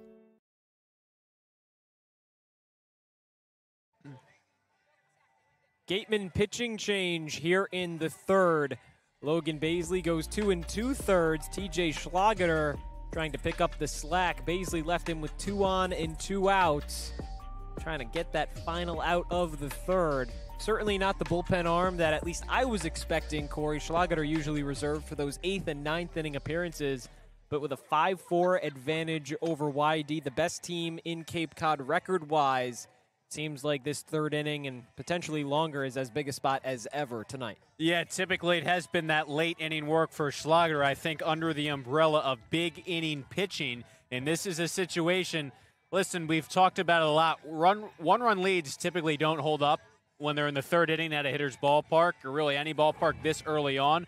But I think if you're the Gatemen, you don't have many games left. You're trying to cling on to that first place spot in the division. Pretty much every arm in your bullpen is rested after a couple days off, and you need to get out of this situation. You have the platoon advantage the next couple hitters. May not be the 8th or the 9th, but this may be the biggest spot in this game, and TJ Schlageter has thrived in those spots this summer. Yeah, just 11 games left for the Gatemen this summer. 14 and 14. 40-game season before the playoffs. First place in the West by just 1 point. First pitch to Will Baker skips in the dirt ahead of Rogers. He makes the block. Runners stay put. It's 1-0. Will Baker up to bat, grounded out to second to end the second. Now he's up representing the 9th batter up to the dish for YD in this third. Red Sox have scored 4 to match the tally in the top half. Fastball outer corner. It's 1-1. Schlageter comes in 1.08 ERA, an 8 1/3. Only 3 strikeouts, so ground ball pitcher, but his defense has not let him down yet. 2-0, breaking ball, just misses. 3-0. That's a tough one to lose right there. You could see that breaking ball out of the hand, so much movement, the bottom just drops out of it. Looked like it caught the zone right at the knees, but tough start to the at-bat if you're Schlageter. He's walked just 2 batters this summer. Pitch, straight up in the air. Rogers drifts back behind home plate, and he looks up, and it's over the backstop wall. 2-2. Now 1 pitch, it's all you need, and I think you have options, whether you want to go fastball, breaking ball. Maybe go back to the breaking ball, try and get that call right at the knees, bottom part of the zone, or you can go with another fastball, try and get it underneath the hands of Baker right here. Hakopian on second, Carreras on first. 2-2 pitch, misses away.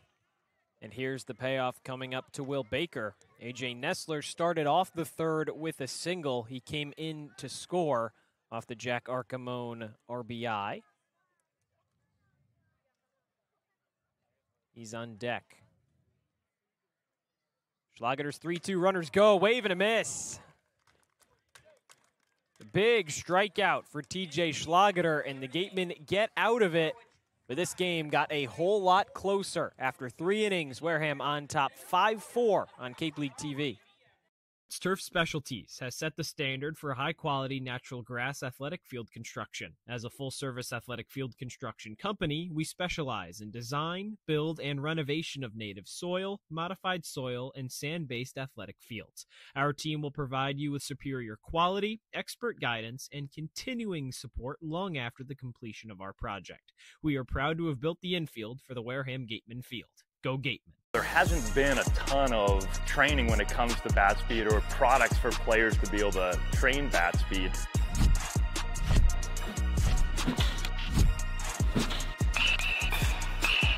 You can improve your bat speed and reach your goals working 10 to 15 minutes a day on this a couple of times a week. That's a no-brainer for every player.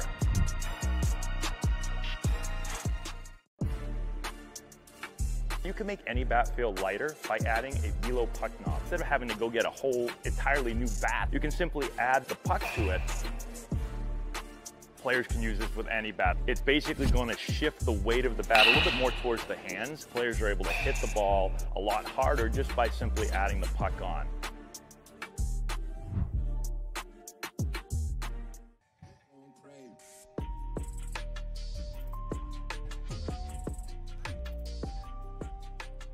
It's the fourth inning on Cape League TV alongside Cory Miller. I'm Josh Richardson. We're here from Red Wilson Field, home of the 2025 All-Star Game. Easton Breifogel leads off the inning. He competed in the Home Run Derby just 2 days ago. He was the runner-up. Gatemen on top 5-4 over the Red Sox. Got a whole lot closer in the home half. Gatemen plated 4 in the top of the third. YD did the same. 10 batters coming up to the dish. Logan Baisley exited. TJ Schlageter had to get that final out of the third. The Gatemen still on top. That Chris McHugh RBI double in the first. Certainly the difference as of now. But in Hitters Park, a lot can change. Easton Breifogel made sure that everybody knew it was a Hitters Park, reaching the Home Run Derby finals. First pitch from Jack Noble, or Nobe rather, in for a strike. Right at the knees, 0-1. We talked about how this game had the potential for a lot of runs. Made sense given these two teams, the confines, and it certainly lived up to that. 9 runs through 3 innings. 0-1 pitch from Nobe, misses up and away. It's 1-1. Breifogel had, what, 13 home runs in the final? Then it ended up going to a swing off. A really good showing. Yeah, Kahio Aloy tied him on the final swing of the final. He was at 12. Fastball misses inside. It's 2-1. On the final swing of Kahio's round, ended up going to a swing off. So Breifogel so close to that championship. Then in a 1-minute tiebreaker, 2-1, misses above the belt. 3 balls and a strike to Breifogel. Had that 1-minute tiebreaker, hit 3 home runs. Only took about 40 seconds for Aloy to match and top that. At 4, he took the crown. 3-1, misses high. 5-pitch walk for Easton Breifogel to lead off the 4th. Good omen here for the Gatemen, trying to get back in the scoring column for the 3rd time in 4 innings.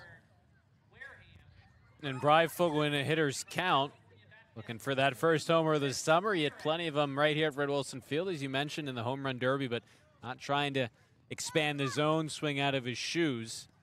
Finding the strike zone consistently became a challenge for Catalano in the inning he threw, so we'll see if those struggles continue to Nobe as well. First pitch, Chris Ramirez, right at his knees. It's 0-1 with the fastball just above. That's the thing, of course. Breifogel wants to hit his first home run. I'm sure the coaching staff, his teammates do as well. Him getting on first base, it's pretty good condolence. Has a few swipe bags this year. He showcased the speed more than once. Triple against Orleans, couple extra base hits as well this summer. Breaking ball right over the heart. It's 0-2 for Ramirez. Tried to drop a bunt down at third baseline, drag bunt, picked up by Garrett Wright, just didn't get away from home plate quick enough. He threw him out. So he's 10 of 19 on his summer so far. Has a double and a whole bunch of singles. 0-2 pitch, breaking ball, just misses, 1-2. Really like the approach of trying to lay that bunt down, too. He's got so much speed. Just it was pitched kind of up and in, and he laid back. Didn't get a whole ton of power, as you said, on the bunt attempt, but a guy who we've seen the sack bunt from before. If he can get some of those down the first or third baseline, boy, it's going to be tough for a defense to get him. 1-2 pitch from Nobe, swing and a miss. Goes right back, or a foul tip rather. That went right back into Joe LaBella's mask, and he emphatically fired that ball back to Nobe on the mound. He passed his cognitive test right there. Well, the sound that made when it reached home plate, couldn't tell if that was Ramirez's bat or if that was just LaBella's mask. So Ramirez gets a piece of it, still alive, 1-2. Here's the pitch, skips in the dirt ahead of Wright, makes the stop. Breifogel stays at first, and a 2-2 coming up to Ramirez. Top of the order on deck for the Gatemen. Braden Randall is 0 for 2. One of the more consistent Gatemen hitters. Second in the lineup in batting average, just a hair under 300. 2-2 pitch, runner goes, soft chopper over to short, step on the bag from Bursino, throw over to first is in time.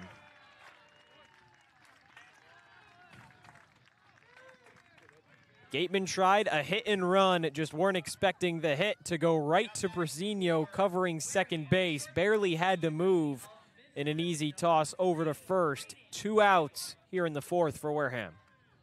That's just kind of the worst case scenario if you're Wareham. More times than not, that hit and run's going to work with Ramirez and Breifogel on base because you have speed on the bases. Ramirez is so good at putting the ball in play, especially the opposite field as a righty. That just works in the defense advantage with the shortstop covering the second base bag. First pitch for Randall, outer corner, strike one on a fastball. Yeah, speed on the bases, speed on the base paths as well. Difficult spot for Ramirez to ground into that double play, so he's 0 for 2 tonight. Randall is the same. Third at bat.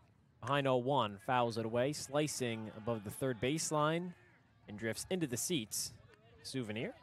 It's 0-2.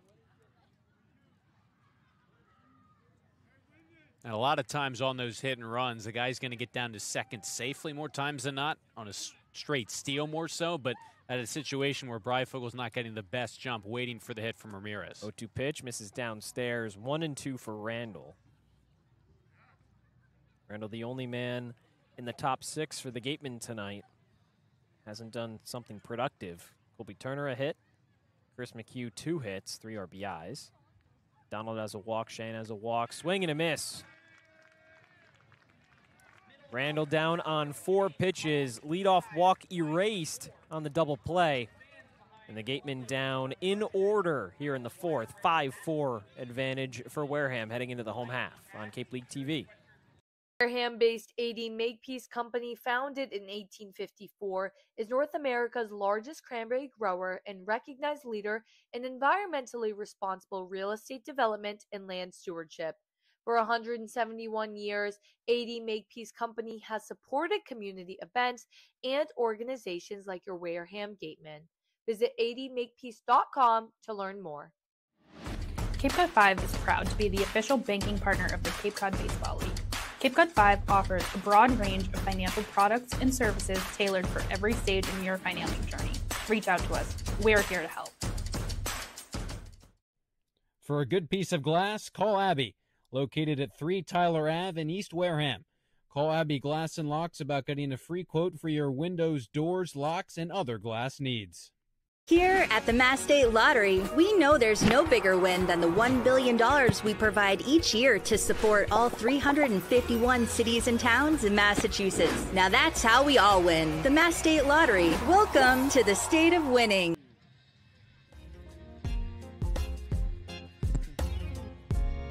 Gatemen threatened early on in the fourth, but a double play erased the leadoff walk. Wareham down in order. Now back for the bottom half of the fourth, and the Gatemen still in front 5-4 here on Cape League TV. Alongside Cory Miller, I'm Josh Richardson. TJ Schlageter back on the mound. Got that third out of the third inning via a strikeout. So now he'll have to face the bottom of this YD order. AJ Nessler, Jack Bell, and Garrett Wright. 7, 8, 9. Same portion of the order that started off the third. That's how the Red Sox got their 4 runs tonight. Wareham still on top by 1. Lefty on lefty for Nessler. First pitch breaking ball over the heart, 0-1. It's a shame because the complexion of the top half of this inning really looked like the Gatemen were going to strike right back, give Schlageter some more run support. Leadoff walk by Easton Breifogel. 0-1 pitch, lined into left field. Breifogel drifts under it. It hung up just for him. And he makes the grab, 1 away. Yeah, you said it just enough. It was hard hit the other way. The sun setting, the outfielders having to get that glare. Tough initially to read it off of the bat. Kind of started back a little bit, but he's got plenty of speed and made up plenty of ground.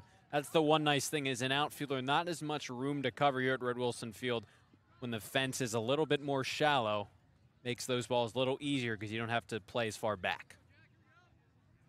Jack Bell tries to score up a bunt, pulls it back, but just got a piece of it on his way back. It's 0-1 on the foul tip. That hit from Nessler to lead off the third He's now 3 of 19 on the summer, but an important hit that was. Got the leadoff guy on for YD. Came around to score later in the inning. 0-1 pitch, wave and a miss. Held behind 0-2. He really got this whole hit train started, taking advantage of Baisley. Finding the strike zone became more difficult for him, leaving pitches in the zone. Schlageter deals 0-2, wave and a miss. Strike 3. Bell down on K's, 2 away here in the 4th. That breaking ball from Schlageter is a thing of beauty. You don't always see a ton of true 12-6 curveballs with that kind of break, but out of the hand, that's what it really looks like. It just disappears off the table against both lefties and righties. A really great pitch, and then he can speed you up with that fastball, too, as he did to end the 3rd. He's got 2 strikeouts in 3 batters faced. First pitch, high in the air, deep into left field. That's drifting just foul. That one was over the left field wall, and Garrett Wright put a good swing on it, but hooked just enough to the left side of the foul line. It's 0-1, but a loud foul ball for TJ Schlageter on the mound. Yeah, and listen, it's a great curveball, but still, like any breaking ball, if you hang it in the zone, that's the potential. It's always a chance that it could get hit out of the yard, especially here at Red Wilson Field. But if you're Schlageter, just forget about it. Some loud contact, it's a foul ball, it's a strike. Just go right back at right. 2 more pitches, you're out of the inning. Yeah, now Schlageter's ahead. How hard does that have to be for a hitter to have to now lock back in? Oh, I was so close to a home run. Well, now I'm behind in the count. The 2 outs, tough spot for Garrett Wright, who had that single in the 3rd.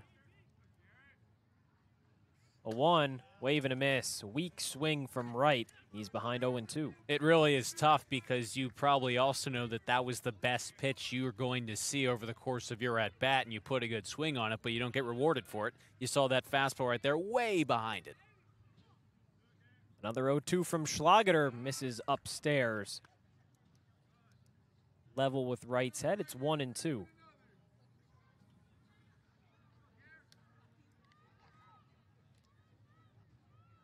After that single, Wright's average jumped up from 179 to 193.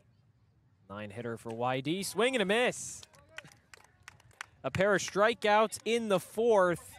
Get Schlageter out of the inning. 1-2-3. We head to the 5th, and the Gatemen still on top, 5-4 on Cape League TV. Here at the Mass State Lottery, we're known for our monster wins. But there's no bigger win than the $1 billion we provide each year to support all 351 cities and towns in Massachusetts. In our game, we know that supporting local businesses and helping communities is how we all win. Because at the lottery, we're all playing for the home team. The Mass State Lottery. Welcome to the state of winning. A+ repairs smartphones, tablets, game consoles, and computers. Get it done right the first time. Cape Cod Central Railroad is proud to sponsor the Wareham Gatemen for the 2nd year in a row. Experience the scenic beauty of Cape Cod like never before. Journey through picturesque marshes, cranberry bogs, and dunes on our historic rail line. Whether you're savoring a 5-course gourmet dinner, enjoying a Sunday brunch with a live jazz band, or bringing the family on a narrated excursion, there's a ride for everyone. Departing from Hyannis and Buzzards Bay, visit capetrain.com to book your ride today.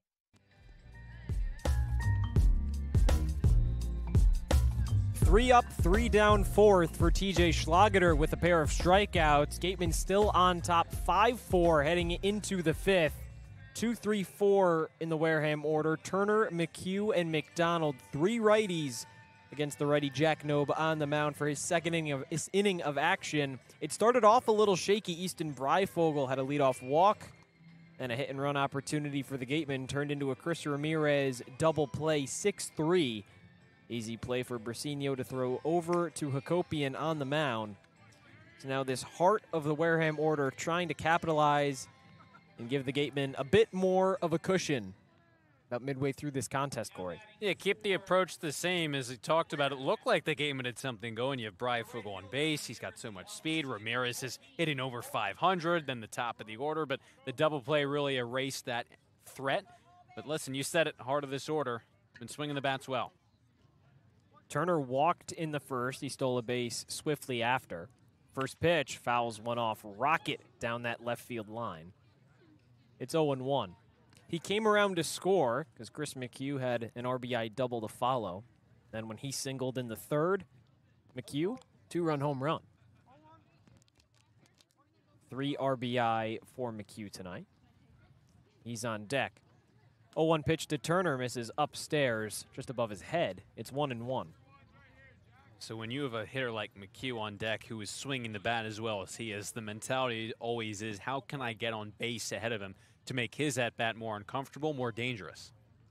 1-1 pitch, misses inside.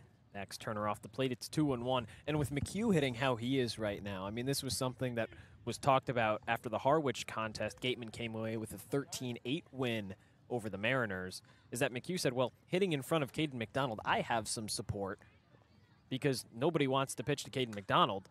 Turner flares one foul and drifts out of play down the third baseline. So now, if McHugh is hitting that well, and no pitcher wants to face McHugh right now, especially not YD with how he's done tonight, means Turner's going to get a few opportunities to get a hit. Yeah, he's going to get pitches in the zone to swing at because, yeah, as you said, you got to think the nobody way wants to McHugh's pitch exactly to 3-4. Nobody should want to pitch to Colby Turner either, all-star starter. 2 hits in the all-star game on Saturday. 2-2 rocketed into right field, slicing foul and out of play. And that's the thing. The at-bats become not easy, but a little less stressful when you're facing a hot bat with no one on base. Because, listen, the only really way he can do damage immediately is via a home run, and the solo shot probably not going to kill you. 2-2 from Nobe, fouled away over the press box, straight behind home plate. Turner stays alive. 1 for 1 today. His bat's been cooling off as of late, but back up to 254 on the season, 774 OPS. Had that great first week in July. 3 home runs, 8 or 9 RBIs. I mean, he was outstanding. He was really kind of the light of a Gateman offense that went pretty dormant during that 5-game losing skid. Here's the 2-2, lined over into left field, down for a base hit. Turner's trying to stretch it into a double, a bobble from Nessler in left. And standing up safely at second is Colby Turner. He's on safely with a leadoff double. Yeah, that hot stretch earlier in the month, I think, is what made him an all-star, but he really has seemed to find that form once again. The 2 hits in the all-star game. He's got 2 tonight. He's reached base safely, all 3 plate appearances. What a job he has done, hitting second in the order, getting on base, and setting the table for the power hitters behind him. And now Chris McHugh, another RBI opportunity. Capitalized with a runner in scoring position in both of his previous at-bats. Chance to do so here. First pitch from Nobe, fastball down the middle, 0-1. Right below the belt on McHugh. RBI double in the first, home run into left center in the third. And now here in the 5th, Gateman still up 5-4. 0-1 pitch, ring zip on his hand and hits him. And McHugh jolts out of the box in some pain, right on his elbow. So he'll be on first base on the hit by pitch, but certainly in some discomfort. Yeah, it's just really tough spot. Doesn't have any protection. It's just kind of exposed, and when you get a fastball or any pitch inner part of the plate, just really painful because, again, it's just nothing you can do. You can't get out of the way in time. You have no protection. And if you're Wareham, it's probably at a certain point fairly frustrating. These aren't really intentional hit by pitches, but you have a guy in McDonald who gets hit in the head earlier in this game, and now Chris McHugh in a vital part right in the arm. I mean, these are 2 of your best players, 2 of your hottest hitters, both taking shots for the team. It's just kind of frustrating because these Red Sox hitters for a large portion of tonight's game just have had no control with that fastball in the inside corner to righties. McHugh stays in the game, so he's over on first. You mentioned McDonald hit by a pitch in the third. That was off of his helmet. Now Nobe steps off. Garrett Wright comes up to have a chat with his righty on the mound. McDonald walked in the first. He was hit by the pitch in the third. Shortly after, he was picked off. Could have been another runner on base for Hayden Yost when he hit that 2-run home run after Van Scheen walked in front of him. And listen, if you're Wareham, you'll take the base runners, sure, but it's not how you want to get them because it leads to that injury potential. And at a certain point, you just keep putting another tally board on the chalkboard of guys getting hit in the game. Turner on second, McHugh on first. Nobody out here in the fifth. Gatemen still on top 5-4, threatening for more. Red Sox and the Gatemen have the same amount of hits at 5, just that 1-run differential. Now the entire infield comes in to talk to Nobe, how they're going to approach Caden McDonald, which seems to be the question for about every team across Cape Cod. McDonald hitting .327, 978 OPS. He's been pretty spectacular this summer, Cory, not only at the plate, but on the mound as well. The Franklin Player of the Week, can't forget about that, and certainly well deservedly deserved. so, absolutely. Getting it done on the mound, getting it done at the plate. We've talked about it time and time again. It's hard enough to do one of those things well at this level against the top college players. It's a whole other thing when you're doing it on both sides. Donald has a couple home runs during this patched stretch. Long mound visit here for Nobe. And it looks like that will finally be it for Nobe. New pitcher coming in for YD. He'll take some warm-up pitches. While he does, on the other side of this break, Gatemen come up to bat. 2 on, nobody out here in the fifth on Cape League TV. Insurance has been servicing Wareham and the surrounding areas since 1980. Call Legacy Insurance for all your insurance needs at 508-295-1315. Legacy Insurance, your hometown agency. Get ready for big results with our small machines. With more power, performance, comfort, and savings. They are ready for every job. And we're ready with plenty of inventory, the best support in the business, same-day parts availability, and locations across the Northeast. So you can always be ready to work. Milton Cat, always ready. When it comes to protecting your home, car, or business, trust the team that's been covering our community for generations. For personalized coverage and service that you can count on, the choice is easy. It's Morse, of course. Visit morseins.com today. The Gatemen are threatening here in the fifth. 2 on, nobody out for Caden McDonald, who's been red hot so far this summer at .327 on the average, just under 500 on base percentage. You mentioned it, Cory, Franklin Player of the Week right before the break. And now with YD sensing that this is a pretty big moment in this game, down by just 1, Tyler Pitzer comes in to limit the damage, somebody that YD has been able to turn to and been pretty effective so far this summer. Yeah, similar move, I think, to the Gatemen bringing in TJ Schlageter earlier in this one. Pitzer a 0.57 ERA, 5 games, and he has a save opportunity as well, so he's been used in some big spots this summer. 7 walks, 21 strikeouts. If you're the Red Sox, you're hoping that the command, especially on the fastball, is not as erratic as some of those other guys who have been in this game, especially inside their righties. 2 hit by pitches, McDonald and then McHugh. So McDonald, Sheehan, and Yost, the 3 due up for the Gatemen. First pitch, breaking ball in the zone, and Pitzer delivers a strike. It's 0-1. Barring a double play, those will be the 3 to come up in the fifth with 2 on. And you mentioned that, Cory, that 5 games, 15 2/3 innings, means he's gone on average 3 innings in appearance. 0-1, fastball in the zone, and McDonald quickly behind 0-2. So this might not just be, kind of a 1-inning wonder for the Red Sox. Gatemen might have to face him for the upcoming future in this contest.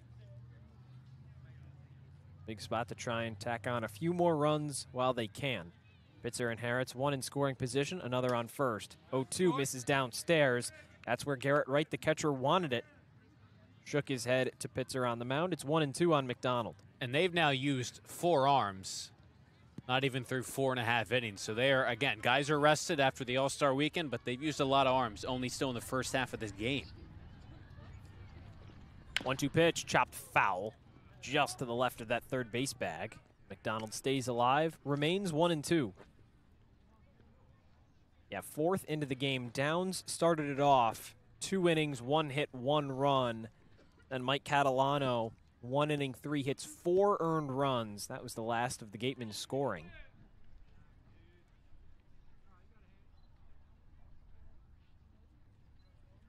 One-two pitch, breaking ball just outside. And McDonald brings it back to even, 2-2. Yeah, credit McDonald. He's fought back to even this count up. Pitzer really delivered 2 good fastballs to start him off to get ahead in this count, located them well. Now he has to fight. Pitzer takes a long look at second. Now goes home with his 2-2 fouled straight up in the air and away. Out of play over the press box behind home plate. And McDonald alive, 2-2. That one drifted into the parking lot, Corey. I hope that didn't hit my car. Let's hope not. I know our producer, Chuck Luarasi, took one off his car a little earlier in the season. How much did that cost, Chuck? Was the insurance high? I really don't want to find out. 2-2 pitch, just got a piece of it. He stays alive. What was that, a 0 that you just put up, Chuck? Didn't cost you anything?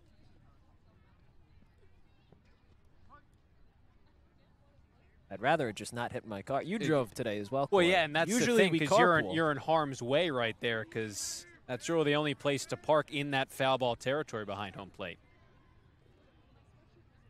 Check over to second, and Turner's picked off. Quick game of pickle. And now McHugh advances to second, so he stays put. And Turner is retired. So heads up base running from McHugh. Gets into scoring position, but Turner is retired. So that lead runner gone, and now just 1 on and 1 out for the Gatemen here in the 5th. That's the second time Wareham base runner's been picked off tonight. And just a tough spot. Turner got kind of stuck in between. His first step was kind of back, but then he took one to his right. And just the minute that ball got to second base, you knew he was going to be caught out in a rundown. 2-2 to McDonald. Breaking ball misses away. And a payoff coming up to the cleanup man. Van Sheen waits on deck. Back to the parking thing. That's one of the great things that I love about Spillane Field is that we get to park all the way in left field. I mean, Aaron Judge would have to come up and hit a home run for it to even reach our cars. Payoff pitch in the air, drifting foul out of play above the first baseline. I mean, there's a short list of guys that could probably reach our cars in left field. It is a very finite list. I mean, we've seen Colby Turner, a couple of his shots have, gotten out and gone a long way, but still. Well, I don't know if anybody on the Gatemen can. I was more thinking Aaron Judge, Barry Bonds, and probably Jorge Soler. I was just saying in terms of Gatemen guys who have come relatively close, Turner, but again, no one really has even gotten there yet. So, yes, it would have to be an LMB guy. 3-2 pitch into center field and deep. Dowd goes back. He looks up. It's at the wall. It one-hops the wall. McHugh in to score safely. Stand-up double from Caden McDonald. And the Gatemen plate 1. It's 6-4 Wareham here in the 5th. The only thing that'd be better is if another run came in to score, but Wareham's going to take that nonetheless to get some breathing room, make it a 2-run game. This is what happens when you foul pitches off. The longer the at-bat goes, the more it favors the hitter. On the 10th pitch of the at-bat, a fastball, tried to get it by McDonald down in the zone. He just goes right back up the middle. He didn't miss a home run by a whole lot. Man, did he crush that ball, and he just continues to swing the bat. Yeah, just one hop the wall for Braden Dowd. Got it in quickly, but at that point, too little, too late. McDonald on second, still just the 1 out. First pitch upstairs on Van Sheen, above his belt. It's 1-0. Sheen struck out in the first, walked in the third.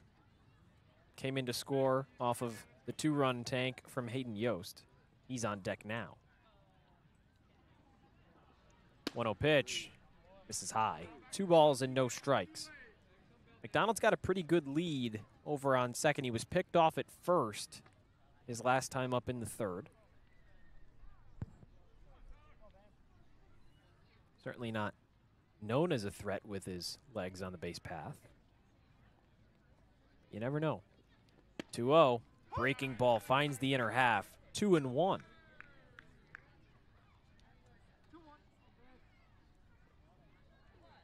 Cheyenne's average has risen about 40 points over the last 12 days. And a big spot for him here with the runner in scoring position. Wave and a miss. Off speed fooled him. It's 2-2. You said it.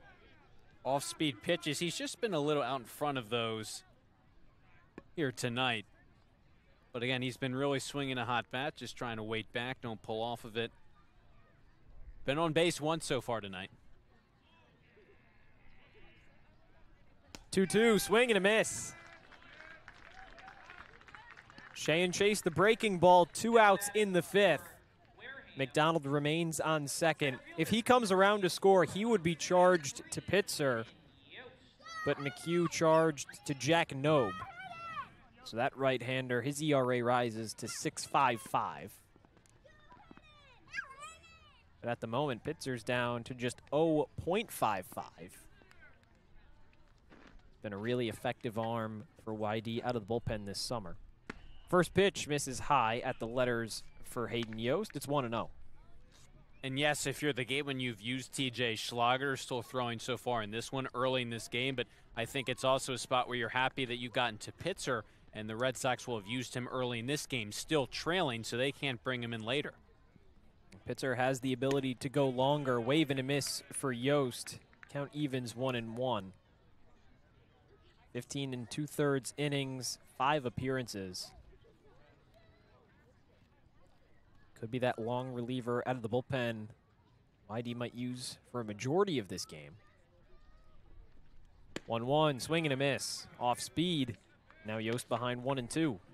He's doing a really nice job mixing and matching. He's got that fastball and then works the changeup right off of that. They look basically identical, just that difference in speed. And it's been effective here in this inning. Pitzer's 1-2, misses away. 2 balls and 2 strikes on Yost, trying to bring in his college and high school teammate, Caden McDonald, from second base. Both played at Sickles together under Gateman pitching coach Eric Luxus. Hayden's little brother Jordan just graduated from Sickles, picked 24th by the Tigers. Soft chopper over to first, but foul. Long run for McDonald. Puts his head down and retreats back to second. How cool is that to have your little brother drafted into the MLB? I mean, that is just an all-time great feeling. I bet as an older brother, he takes a lot of the credit, too. Oh, I certainly for molding would, yeah. him into the player he was and all that. He learned everything from me, right?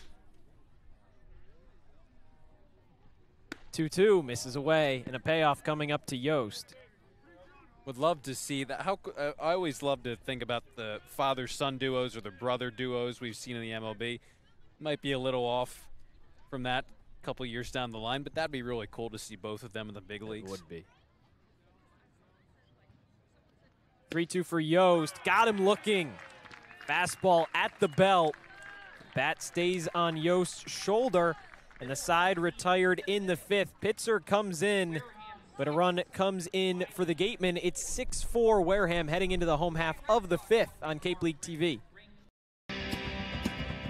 If you need to dig, lift, move, grade, clear, or cut, pump, weld, clean, light, and just about anything else, dial up the rental source for the newest and the most reliable equipment in New England. Staffed with equipment and construction experts, Milton Rents, your local source.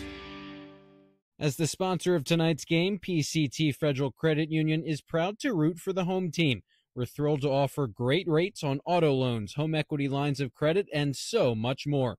Visit us on Cranberry Highway in West Wareham. Reed Custom Soils, a subsidiary of the AD Makepeace Company, is New England's most experienced precision soil blender. Reed is the leading provider of the lightweight planting soil for green roof installations, stabilized stone dust for nature paths and pedestrian walkways, bioretention, rain garden soils, and specialized soils for athletic fields, including your newly renovated Spillane Field. To learn more, visit reedcustomsoils.com. Shameless Plug Electric, hitting home runs on every job. Wareham's top choice for electrical work. Call Shameless Plug Electric.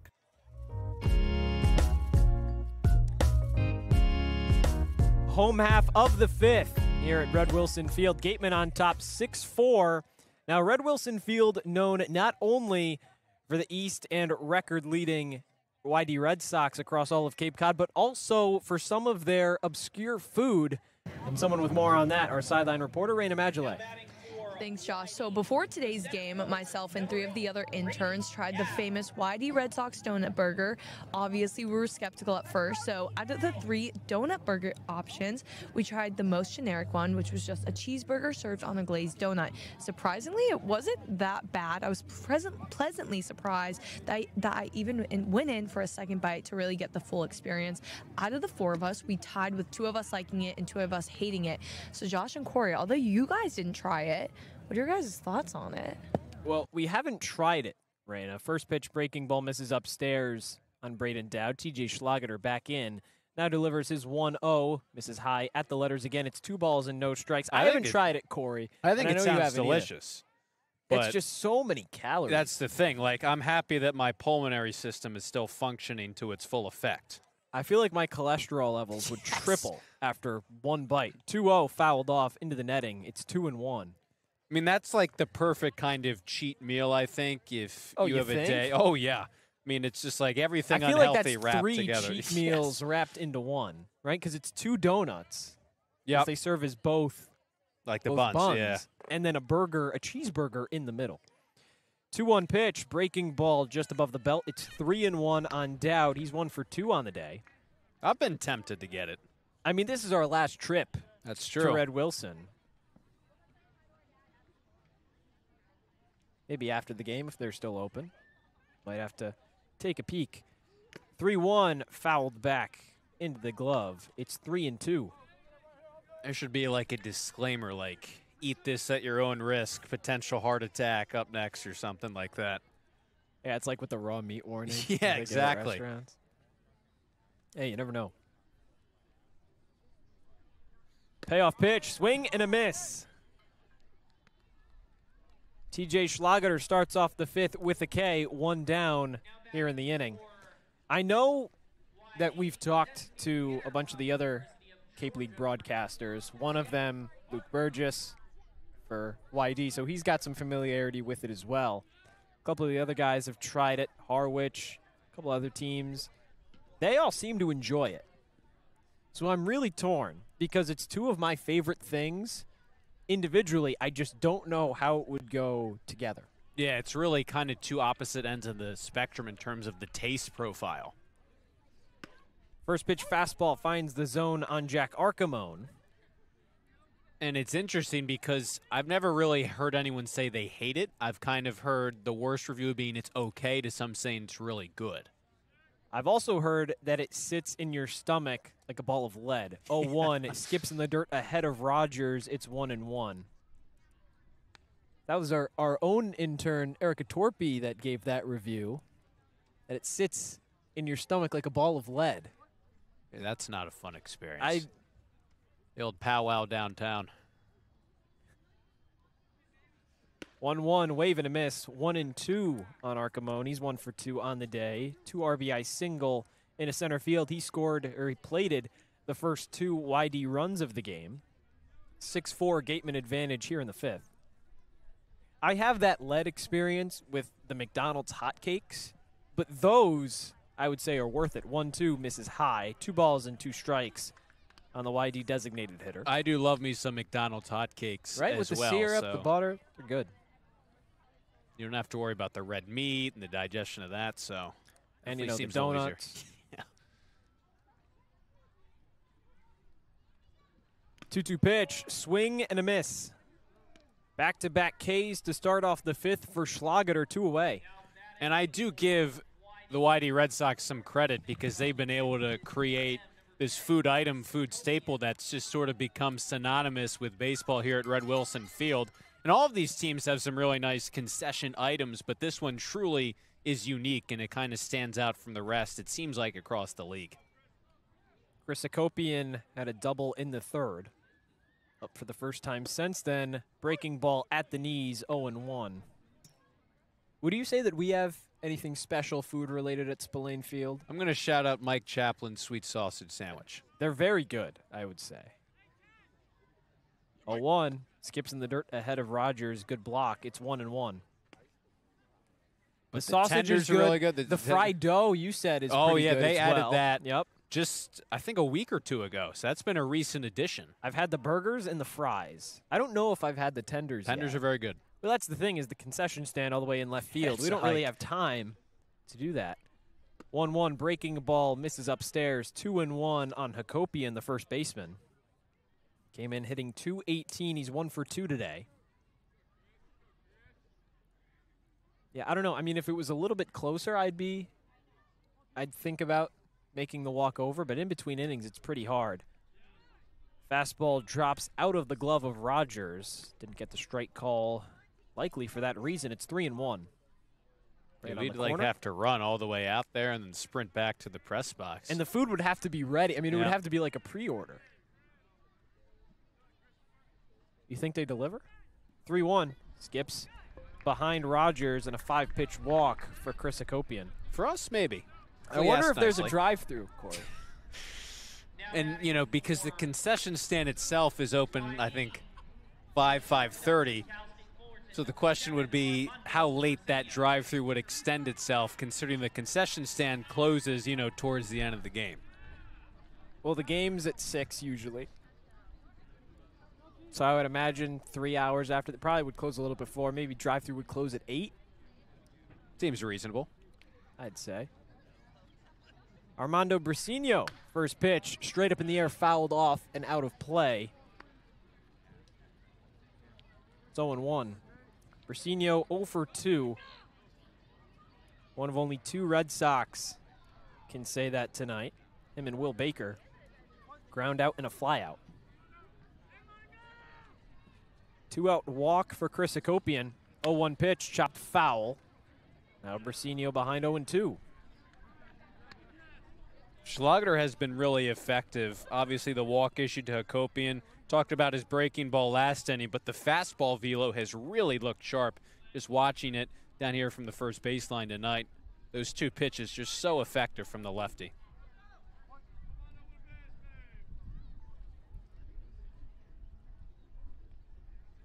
Oh, 0-2 pitch. Fastball just misses outside. And it's 1-2. Good pitch from Schlager. Just didn't get the call on the corner. 1-2 count for Briceño. Came in 8 of 20 over 8 games played. 2 doubles as well. Check over to first, not in time. No tag applied from McHugh. Akopian not holding very large lead. Just a step and a half, 2 steps. Now another check over, not in time. Schlager trying to catch him off guard. Ahead 1-2 on Briceño. Yomar Carrera stands on deck. He's 0 for 1 with a walk. Third inning where all of the YD damage has been done. 4 runs. Another check over, not in time. Still 1-2. Schlager being very aggressive with Akopian over at first base. Q hasn't even attempted to apply any tags because Akopian's getting back there in plenty of time. Not a large lead for the first baseman. Now he goes home. 1-2 in the air to right, but slicing foul out of play. Count remains.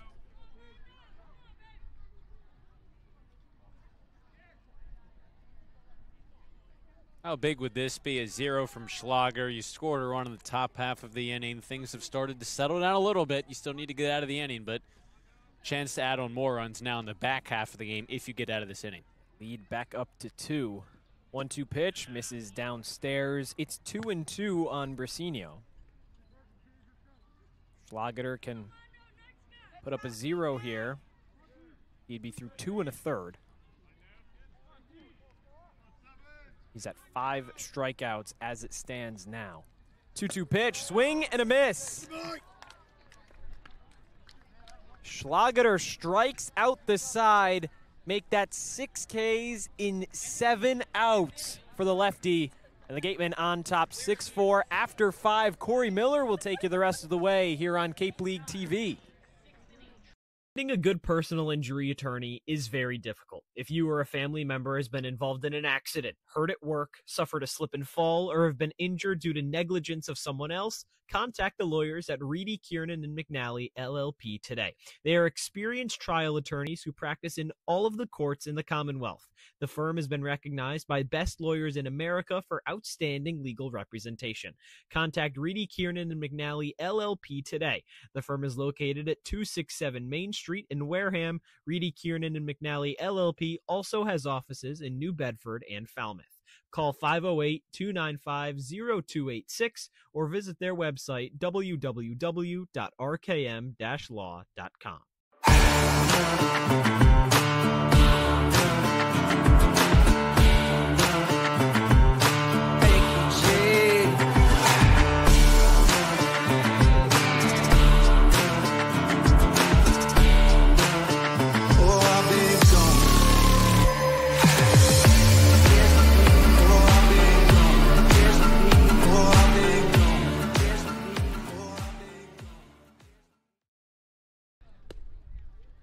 Second half of this game set to get underway. Top of the 6th, back on Cape League TV with Josh Richardson. I'm Cory Miller.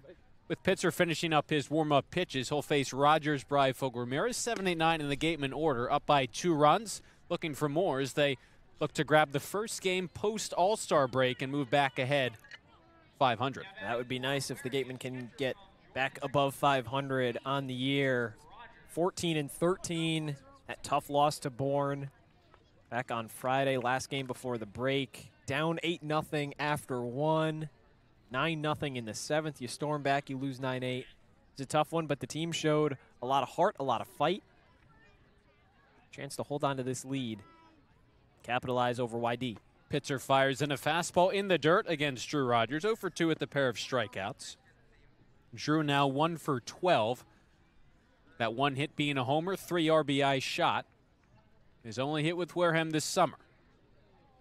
1-0 on the way from Pitzer. Fastball at the belt. It's a ball and a strike.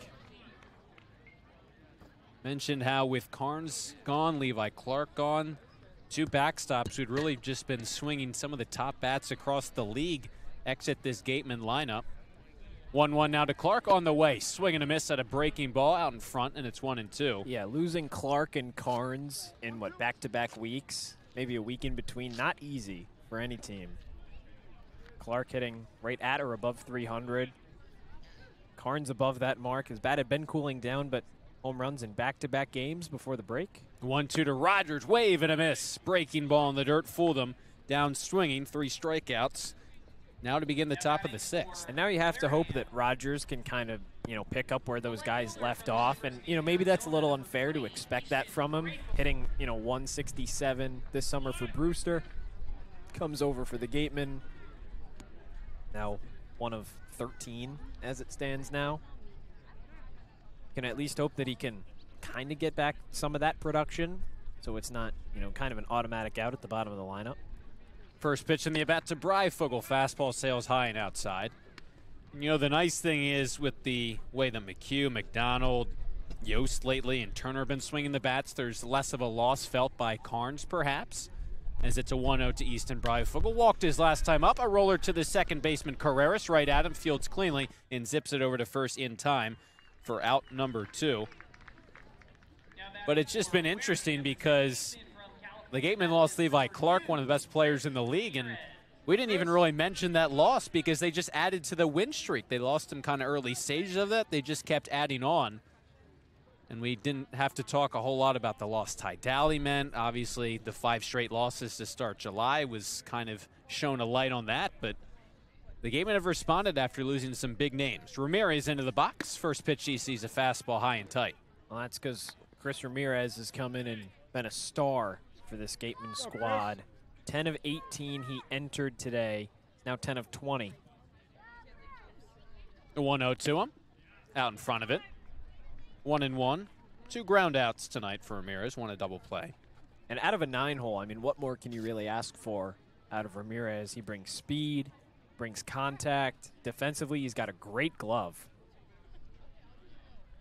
Into the line, 1-1 pitch to him. Swing and a miss. Ball down in the dirt. Came up empty. It's 1-2. No one on, 2 away. And he's chasing a little bit. It just goes to show why Tyler Pitzer has been so effective for this YD squad. 21 strikeouts in 15 2/3 innings entering today. 1-2 pitch, flied into shallow right center field. Baker moves over into the alley, settles under it, and makes the catch for out number 3. 3 up, 3 down go the Gatemen in the top of the 6th, still nursing a 2-run lead, trying to protect it, head home with a win. We played 5.5 here at Red Wilson Field on Cape League TV. Law. Live, life, law. Covering all residential and commercial real estate matters. You live life to the fullest and let us Sync Law. That's synklaw.com. Sync with an I, not a Y. Be selfish. We represent only you.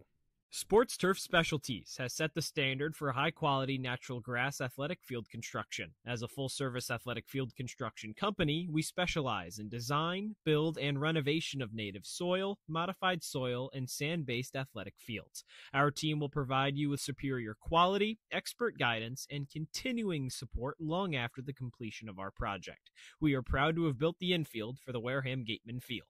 Go Gatemen. If you can dream it, if you can cruise in it, if you can summer in it, fish from it, or take it for a day at the beach, we can protect it. The Baldwin Group, protecting the possible.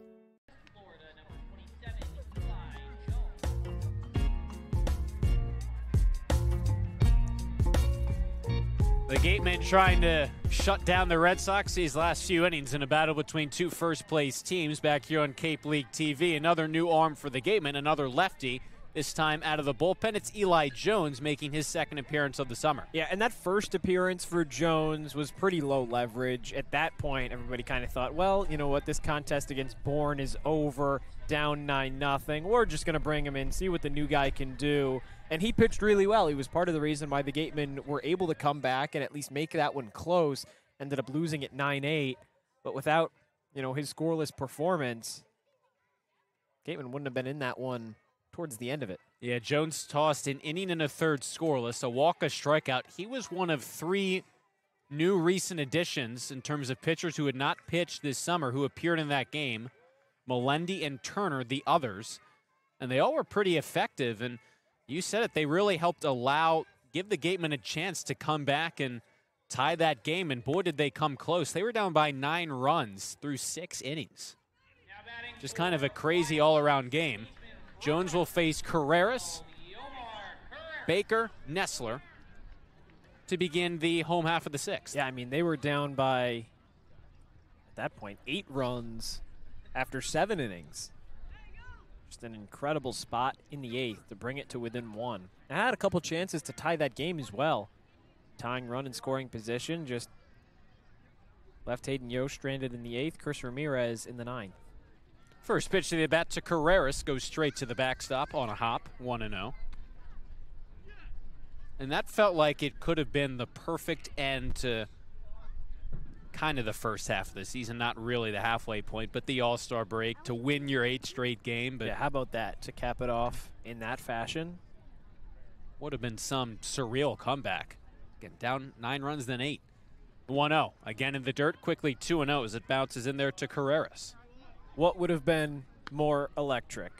Them, the Gatemen, that is, walking off for 8 straight, heading into the break in that fashion, or Cedar Rafaela, 2-run home run to give the Red Sox 8 straight. I think the Gatemen. I would have to agree. 2-0 to Carreras. Skips in there once again. 3 straight balls to begin the outing out of the bullpen for the lefty Jones. Would have been cool if the Gatemen could have won all 8. Heading into the break, though. Oh, yeah. I mean, especially given how I don't think there was a single person who hadn't written them out of that game. 3-0. 4th straight pitch in the dirt. None of them threaten the zone. Carreras works an easy walk if there ever was one. Not how you want to start for Eli Jones. Now here comes Drew Rogers to talk things over with him. Just needs him to settle down a little bit. Little tight. He's not getting that arm all the way across the lefty. Both times that it's gone straight to the backstop, it's kind of missed out wide. Yeah, 4 pitches that really didn't threaten the zone. And he was effective. 3 first-time arms used by the Gatemen in that game against Bourne. At that point, it was a blowout, but later on, it didn't turn into that. Will Gasparino, the pinch hitter out of Texas, 6'6", 225-pound outfielder. He's pinch hitting for Will Baker. First positional change we've seen for either of these two teams tonight. Lefty on righty matchup. The southpaw Jones with a runner on at first. No one out. Bottom of the 6th. First pitch is low. Taken by Gasparino.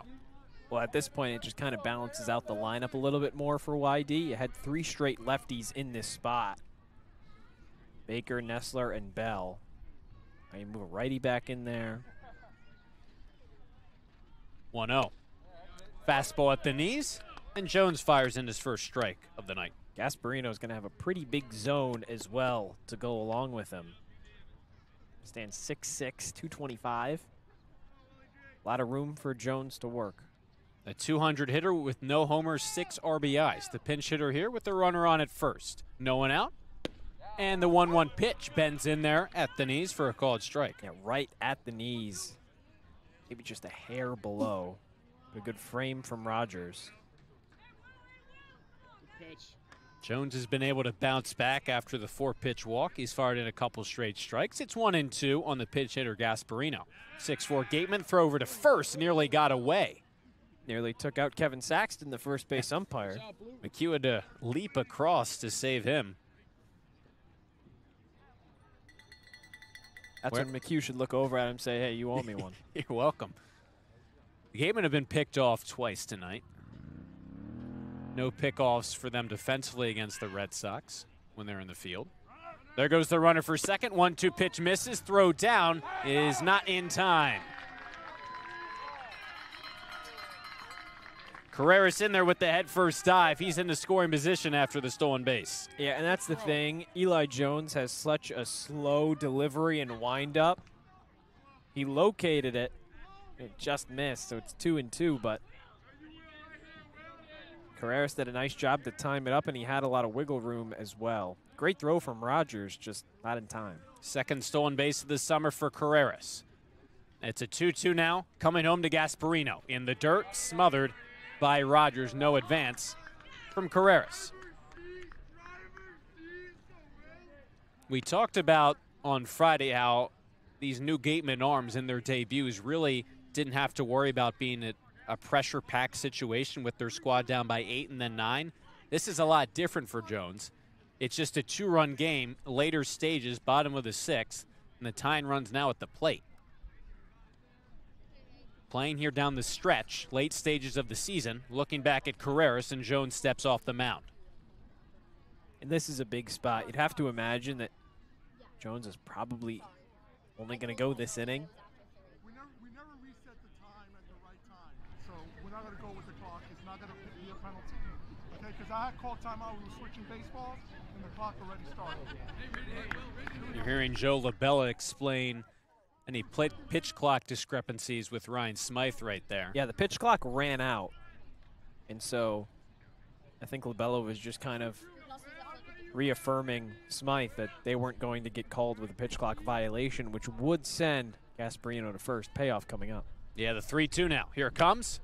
Weak roller foul right in front of the Red Sox third base dugout. It's good heads-up umpiring as well from Labella to recognize that. Because we know the pitch clock has been an issue for Ryan Smythe when it's gotten to 0 and hasn't gotten called. But it's usually, well, that's the thing, is it's usually on the other end. Yep. When the Gatemen are hitting. Definitely a good explanation, as you said, from Labella. We'll do it again now. Full count pitch. Runner on at second. No one out. Bottom of the 6th. 6'4" Gatemen. Jones comes home in the dirt. Ball 4. It's blocked by Rogers. Back-to-back walks open the outing for Eli Jones, and it's first and second for the Red Sox. No one out. Now this is a big spot for Jones. Try and find his way out of this. 2 on, nobody out. And this is the part of the lineup that started that rally in the 3rd for the Red Sox. Now batting for YD, the left fielder from the University We talked about how this part of the lineup, we had the 3 straight lefties. It was originally going to be Will Baker that last at-bat. But now Connor Capisi will hit for A.J. Nessler. So another righty into the game for the Red Sox as Eric Luxus asked for time. He's headed out to the mound.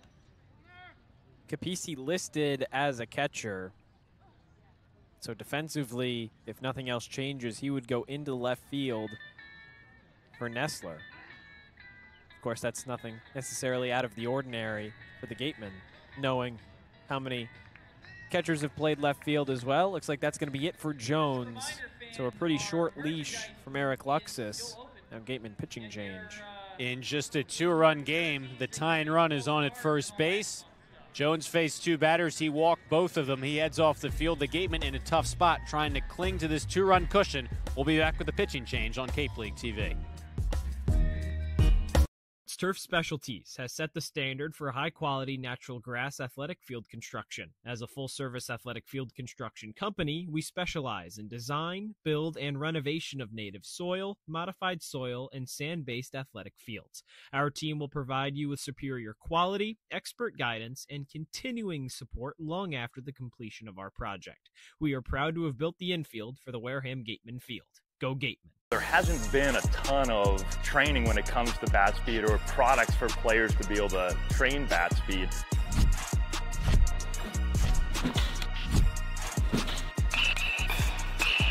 You can improve your bat speed and reach your goals working 10 to 15 minutes a day on this a couple of times a week. That's a no-brainer for every player.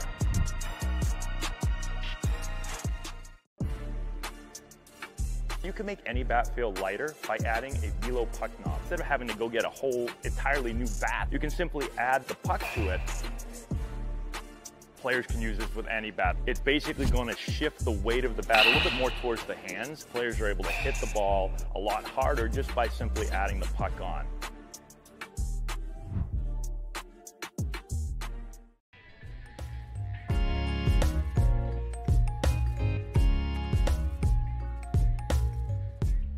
Bottom of the 6th here at Red Wilson Field. Gatemen up by 2 runs, but 2 are on base. Eli Jones walked 2 batters. And who else would you rather want on the mound right now if you're the Gatemen but Caleb Appleby? Hey, he's back. He's back. First outing since returning to the team. He did pitch in the All-Star game, a scoreless inning, 1 hit allowed, but no earned runs. Caleb briefly left the team as he was draft eligible, hoping to hear his name called, but Wareham's certainly glad that he is back on the roster. Yeah, I don't think anybody will complain about Caleb Appleby back for Wareham. Big Country, as we all like to call him, that's been his nickname. And, I mean, his time with Wareham before he left for that brief stint, 1.26 ERA, just so effective out of the bullpen. You could stretch him out to 2 or 3 innings if you needed him to, but definitely gives the Gatemen a little bit more breathing room, at least for the next few innings with him on the mound. You just hope that he can get out of this mini jam that Eli Jones left him in. And boy, has he been good in these situations. Capisi, the pinch hitter, righty. Infield is in, guarding against the bunt. He shows it, gets it down. Right back to Appleby. Fields cleanly, he's throwing to third, and they get the lead runner. Heads-up play from Appleby. He knew it immediately, and that's one of those things with Capisi showing bunt so early is that Appleby has a great reaction to it. He sprints to the ball immediately. Not placed very far. Appleby easy throw over to third. Heads-up play from Shane to cover the bag so quickly for the first out. Nice and easy, 1 pitch, 1 out, so now still first and second, this time with 1 away. 6-4 Gateman, Jack Bell, who is 0 for 2 out of the 8th spot in the order, the third baseman. Appleby comes home, 0-0 pitch, misses low and inside. Appleby, the 6'7 righty, 1.26 ERA out of Austin Pay. The All-Star, and again, boy, has he been good in these situations. A lot of times this summer, he's inherited runners on base, gotten out of some jams. First and second here. 1-0 pitch, kicks and fires, misses outside. You think back to a game at Orleans, it was Ty Stark's first appearance out of the bullpen. Gatemen were up 3-0. He came out of the game. Those 2 runs came in, but Appleby got out of the inning unscathed. He then pitched the scoreless 8th, the scoreless 9th to secure the win and get the save for Wareham. Pitching here in the bottom of the 6th is 2-0. Breaking ball in the dirt, and it skipped off of the foot of Bell, so he's hit by the pitch. He'll head down to first. The bases are loaded. Yeah, that's a tough break from Appleby. Rogers didn't know whether that hit Bell or not, so as soon as it skipped in the dirt, he popped up trying to find the ball and prevent Gasparino to advance to third, but at that point it didn't matter. So now you have to get it past Garrett Wright. It's probably about 1.5 feet away from a home run in his last at-bat before he struck out. A single and a strikeout for Wright tonight. Bases are loaded, 1 out for the Red Sox. Corner infielders are in. First pitch of the at-bat, a check swing, weak roller foul. It stays in fair territory, only plays to first. Rogers gets the out. Is now Appleby behind home plate, limping, he's on the ground. Appleby, yeah, it's not what you want to see from your pitcher that you just got back. He was charging to try and cover home plate. He's grabbing his knee, his left knee. I mean, he was running quick off of that mound, and he is certainly in some pain here. Grabbing at that left knee, you hate to see that. Red Sox Gatemen, I mean, that's just not what you want to see. Smythe and Lux is helping him to his feet. This is a tough scene. Just came into this game. Third batter he'd seen. It's a nice round of applause from the faithful here at Red Wilson Field, being helped off. And the Gateman in the spot right now, obviously the most important thing is going to be his health. And hoping that long term this isn't an injury that affects him. Or his college season either. But a situation now where you've just used 2 arms in the span of a handful of batters, and as he makes his way into the dugout, you're probably going to have to get a fresh arm up in the bullpen. Yeah, I mean, I don't think anybody was expecting that, so there can't imagine there's anybody that had been warming up for the Gatemen at that point. Maybe just getting loose at all. To briefly recap the play, it was a weak grounder down the first base line. It stayed fair. Rogers fielded it through to first. A run came in to score, so it's now 6-5 Gatemen. But all that secondary right now, thinking about the health for Caleb Appleby. We'll be back on Cape League TV after a quick break. Wareham-based 80 Makepeace Company, founded in 1854, is North America's largest cranberry grower and recognized leader in environmentally responsible real estate development and land stewardship. For 171 years, 80 Makepeace Company has supported community events and organizations like your Wareham Gatemen. Visit 80makepeace.com to learn more. Cape Cod 5 is proud to be the official banking partner of the Cape Cod Baseball League. Cape Cod 5 offers a broad range of financial products and services tailored for every stage in your financial journey. Reach out to us. We're here to help. For a good piece of glass, call Abby, located at 3 Tyler Ave in East Wareham. Call Abby Glass and Locks about getting a free quote for your windows, doors, locks, and other glass needs. Here at the Mass State Lottery, we know there's no bigger win than the $1 billion we provide each year to support all 351 cities and towns in Massachusetts. Now that's how we all win. The Mass State Lottery. Welcome to the state of winning. Here at the Mass State Lottery, we're known for our monster wins. But there's no bigger win than the $1 billion we provide each year to support all 351 cities and towns in Massachusetts. In our game, we know that supporting local businesses and helping communities is how we all win. Because at the lottery, we're all playing for the home team. The Mass State Lottery. Welcome to the state of winning. A+ repairs smartphones, tablets, game consoles, and computers. Get it done right the first time. Cape Cod Central Railroad is proud to sponsor the Wareham Gatemen for the 2nd year in a row. Experience the scenic beauty of Cape Cod like never before. Journey through picturesque marshes, cranberry bogs, and dunes on our historic rail line. Whether you're savoring a 5-course gourmet dinner, enjoying a Sunday brunch with a live jazz band, or bringing the family on a narrated excursion, there's a ride for everyone. Departing from Hyannis and Buzzards Bay, visit capetrain.com to book your ride today. Legacy Insurance has been servicing Wareham and the surrounding areas since 1980. Call Legacy Insurance for all your insurance needs at 508-295-1315. Legacy Insurance, your hometown agency. Get ready for big results with our small machines. With more power, performance, comfort, and savings, they are ready for every job. And we're ready with plenty of inventory, the best support in the business, same-day parts availability, and locations across the Northeast. So you can always be ready to work. Milton Cat, always ready. When it comes to protecting your home, car, or business, trust the team that's been covering our community for generations.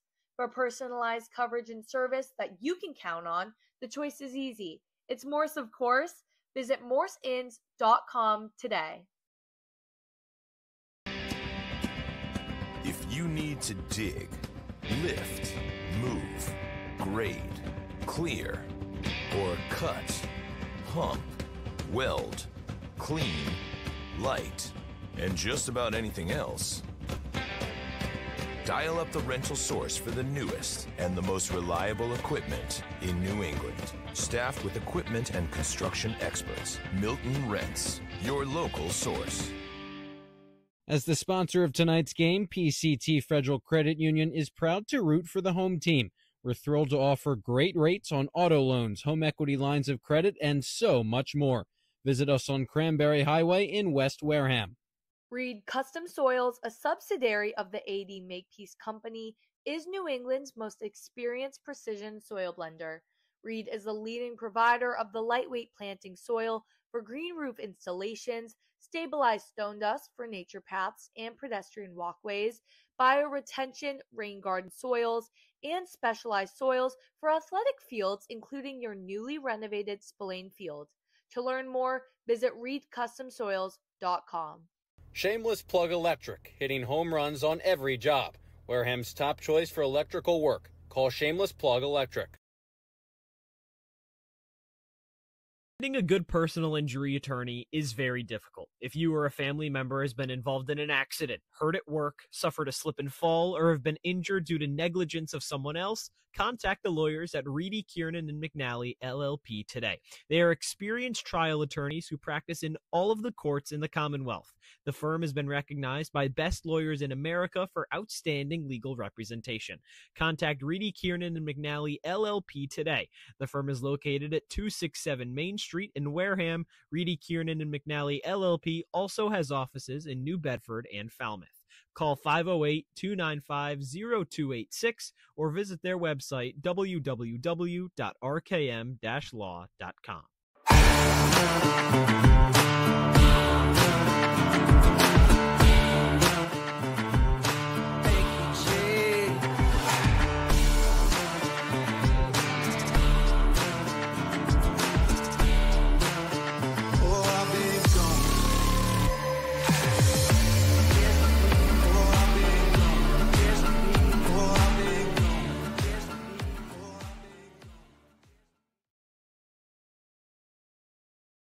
Law. Live, life, law. Covering all residential and commercial real estate matters.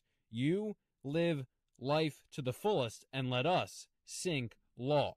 That's synclaw.com. Sync with an I, not a Y. Be selfish. We represent only you. Sports Turf Specialties has set the standard for high-quality natural grass athletic field construction. As a full-service athletic field construction company, we specialize in design, build, and renovation of native soil, modified soil, and sand-based athletic fields. Our team will provide you with superior quality, expert guidance, and continuing support long after the completion of our project. We are proud to have built the infield for the Wareham Gatemen field. Go Gatemen! If you can dream it, if you can cruise in it, if you can summer in it, fish from it, or take it for a day at the beach, we can protect it. The Baldwin Group, protecting the possible. Turf Specialties has set the standard for high-quality natural grass athletic field construction. As a full-service athletic field construction company, we specialize in design, build, and renovation of native soil, modified soil, and sand-based athletic fields. Our team will provide you with superior quality, expert guidance, and continuing support long after the completion of our project. We are proud to have built the infield for the Wareham Gatemen field. Go Gatemen. There hasn't been a ton of training when it comes to bat speed or products for players to be able to train bat speed.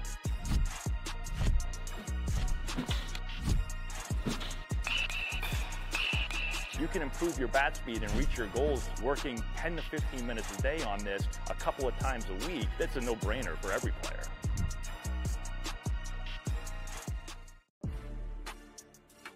You can make any bat feel lighter by adding a velo puck knob. Instead of having to go get a whole entirely new bat, you can simply add the puck to it.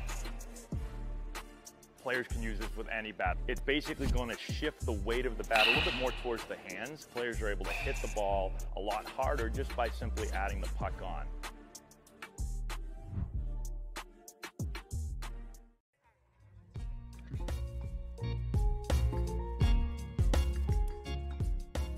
Ty Stark takes over on the mound here at Red Wilson Field. Back here with Josh Richardson, I'm Cory Miller. It's a 6-5 game, first and second, now 2 away. But, Josh, our minds and our thoughts just after a tough scener with Caleb Appleby. We got a chance to go back and look at that replay on the Red Sox home feed and their live stream. It just tough to see. It looked like on that kind of swinging bunt attempt as he tried to avoid Drew Rogers, who was making that play down the first baseline, just kind of landed awkwardly. And immediately thereafter, limped and fell to the ground. Yeah, he just took a bad step. And in situations like this, you never want to speculate. So, I mean, we're not going to. We shouldn't.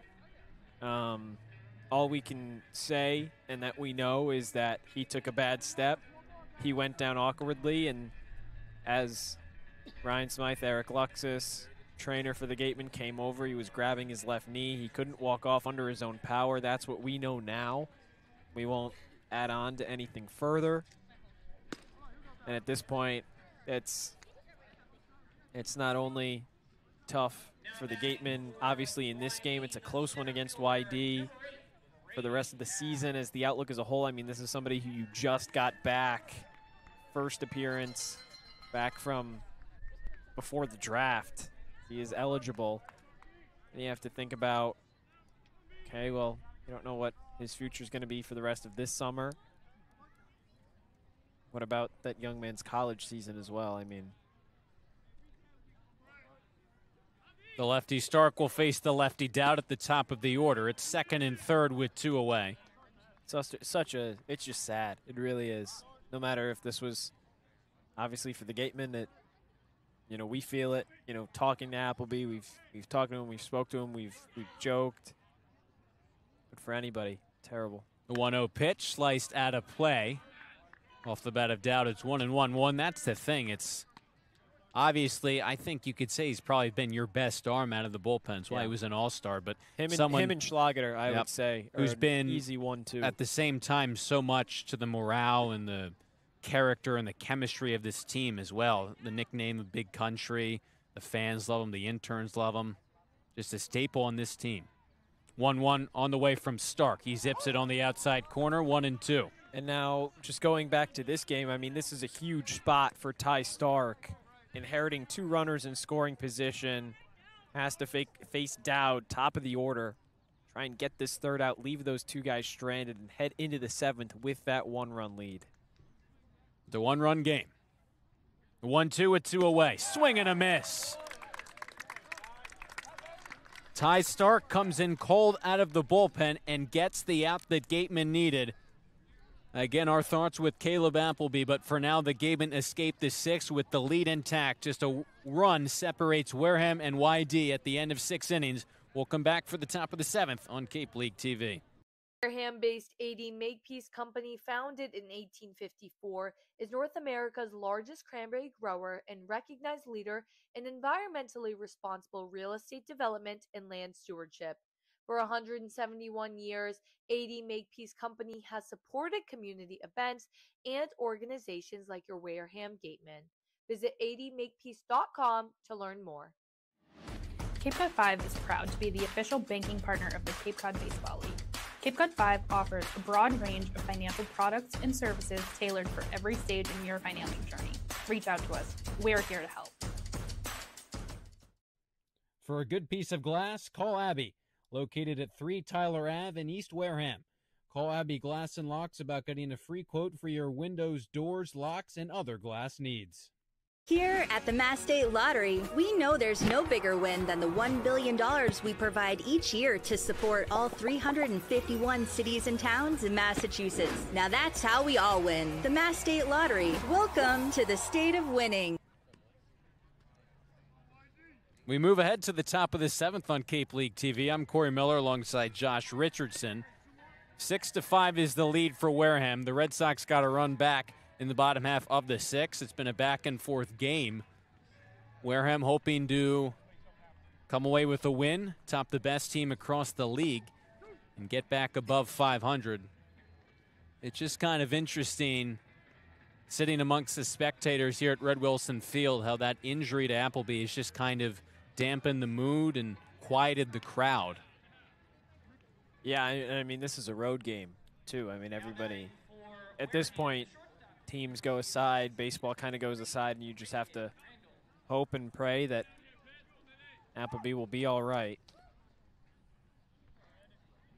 And listen, you credit Ty Stark. We mentioned it briefly, but to come in cold out of the bullpen, he needed just an out, but it's a big spot with the go-ahead run on base. With Pitzer back on the mound, he deals outside to the leadoff man, Braden Randall. Randall a couple of hit balls tonight, but he's 0 for 3, ground out, line out, strikeout.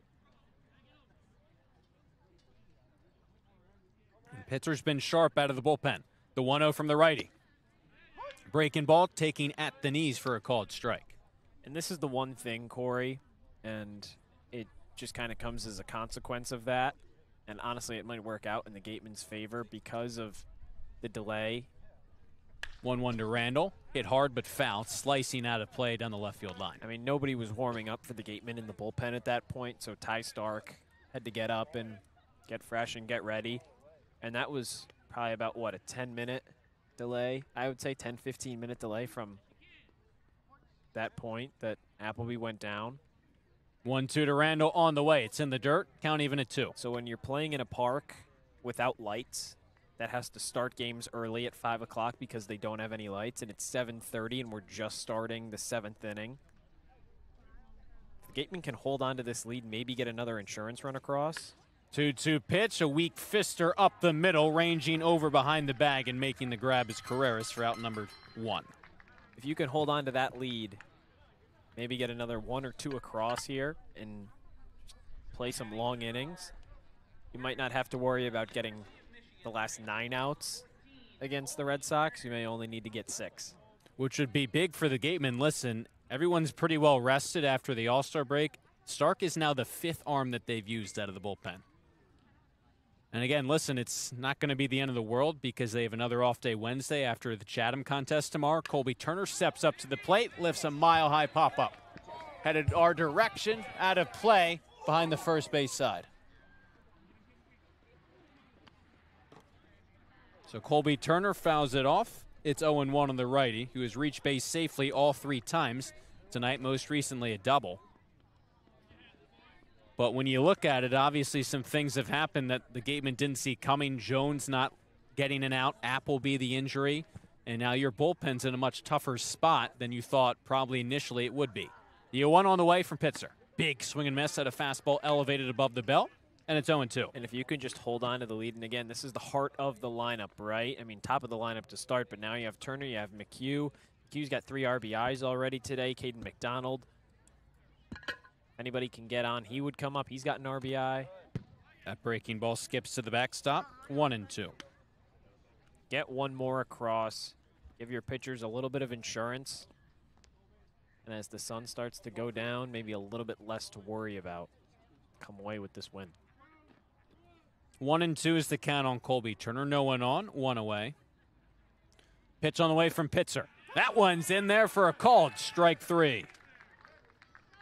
Turner down looking, 2 up, 2 down for the Gatemen to begin the 7th. A couple of defensive changes. There were 2 pinch hitters used by the Red Sox in the home half of the 6th.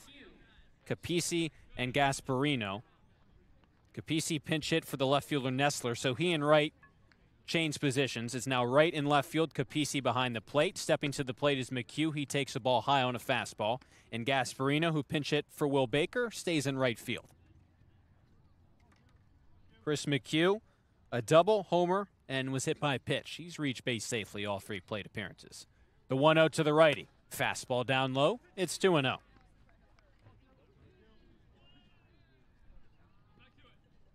This middle part of the order has been connecting for the Gatemen. Turner, McHugh, McDonald here tonight. The 2-0 to McHugh. Half-hearted swing, didn't go around. It's in the zone right there for a called strike 1 anyways. Before that Turner strikeout, him, McHugh, and McDonald had reached base safely every one of their plate appearances. A 2-1 on the way to McHugh. Went fishing for one in the dirt, 2-2. No one on for Wareham. They have a 1-run lead in the top of the 7th against the Red Sox. 2 are away. And it'll be a 2-2 pitch now from Pitzer. Into the wind. Righty deals. Swing and a miss. Breaking ball, McHugh out in front. He's down swinging to end the top half of the 7th. 3 up, 3 down for the Gatemen in the top of the 7th. Still up by a run. We stretch here at Red Wilson Field. We move ahead to the bottom of the 7th on Cape League TV. Here at the Mass State Lottery, we're known for our monster wins. But there's no bigger win than the $1 billion we provide each year to support all 351 cities and towns in Massachusetts. In our game, we know that supporting local businesses and helping communities is how we all win. Because at the lottery, we're all playing for the home team. The Mass State Lottery. Welcome to the state of winning. A+ repairs smartphones, tablets, game consoles, and computers. Get it done right the first time. Cape Cod Central Railroad is proud to sponsor the Wareham Gatemen for the 2nd year in a row. Experience the scenic beauty of Cape Cod like never before. Journey through picturesque marshes, cranberry bogs, and dunes on our historic rail line. Whether you're savoring a 5-course gourmet dinner, enjoying a Sunday brunch with a live jazz band, or bringing the family on a narrated excursion, there's a ride for everyone. Departing from Hyannis and Buzzards Bay, visit capetrain.com to book your ride today. Tight contest here at Red Wilson Field. The 2 top teams in their respective divisions separated by just a run. Gatemen 6-5 over the Red Sox. Back with Josh Richardson. I'm Cory Miller on Cape League TV. Ty Stark replaced the injured Caleb Appleby to end the bottom of the 6th, and he faces 2-3-4 to begin the bottom of the 7th. And we're at the point now, Cory. It's 7:40. Sunset is in about a half hour from now. But light is going to quickly diminish, even before that 8:09 marker. So it's really going to be crucial, especially for Ty Stark here. I mean, you kind of have to treat both the 7th and 8th inning kind of as the bottom of the 9th. And think of it that way, because this is a spot where up by a run, by the time this inning is over, maybe the top of the 8th as well, that light is quickly going to be gone. You can work through this. Keep that 1-run cushion. Huge for Wareham. The lefty hitting Archimone swings at the first pitch and sends it into left field over Randall. And in front of Breifogel, a leadoff base hit for Jack Archimone. That's not the way to do it, but that's a nice hit from Archimone, his 2nd of the day. Both flare hits. They found a soft spot in the outfield. Now Stark has to battle. It's the righty Hakopian now. It's the go-ahead run at the dish now. And the thing is, Pitzer, since he came into this game for YD, 3 shutout innings, 5 strikeouts against Wareham, just 1 hit allowed. It's been great. Chris Hakopian, the righty, takes one at the knees. It's a called strike. And this is the thing for Stark. It's why he only goes typically an inning or 2, is that he doesn't throw the hardest, so it can kind of fool some hitters for those first inning or 2, and then you don't want him to time anything up. That one's fisted out of play behind home plate, and it's 0-2 on Hakopian. And Stark's one of those kind of back-end bullpen options for the Gatemen. It seems like we've seen a lot of them. Schlager came in earlier. Appleby came in. Obviously, that devastating injury. Now Stark. So if this game continues, we'll see who the Gatemen still have at their disposal that they want to use in a tight game. The 0-2 pitch on the way in the dirt. Really nice block by Rogers. He's been sharp behind the plate tonight. Yeah, he has. Nothing's gotten by him yet.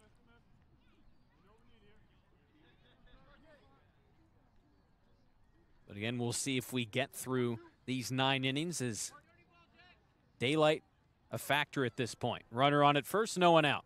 Lefty Stark, 1-2 pitch. Hard hit into left field. It sends Breifogel into the gap. Shades under it, makes the catch. Not far from the wall. Big out number 1. Hakopian retired on the flyout. Yeah, Hakopian kind of lunged at that. It's a pitch on the outer corner of the plate. As a pull hitter, Hakopian's natural instinct to get in front of it.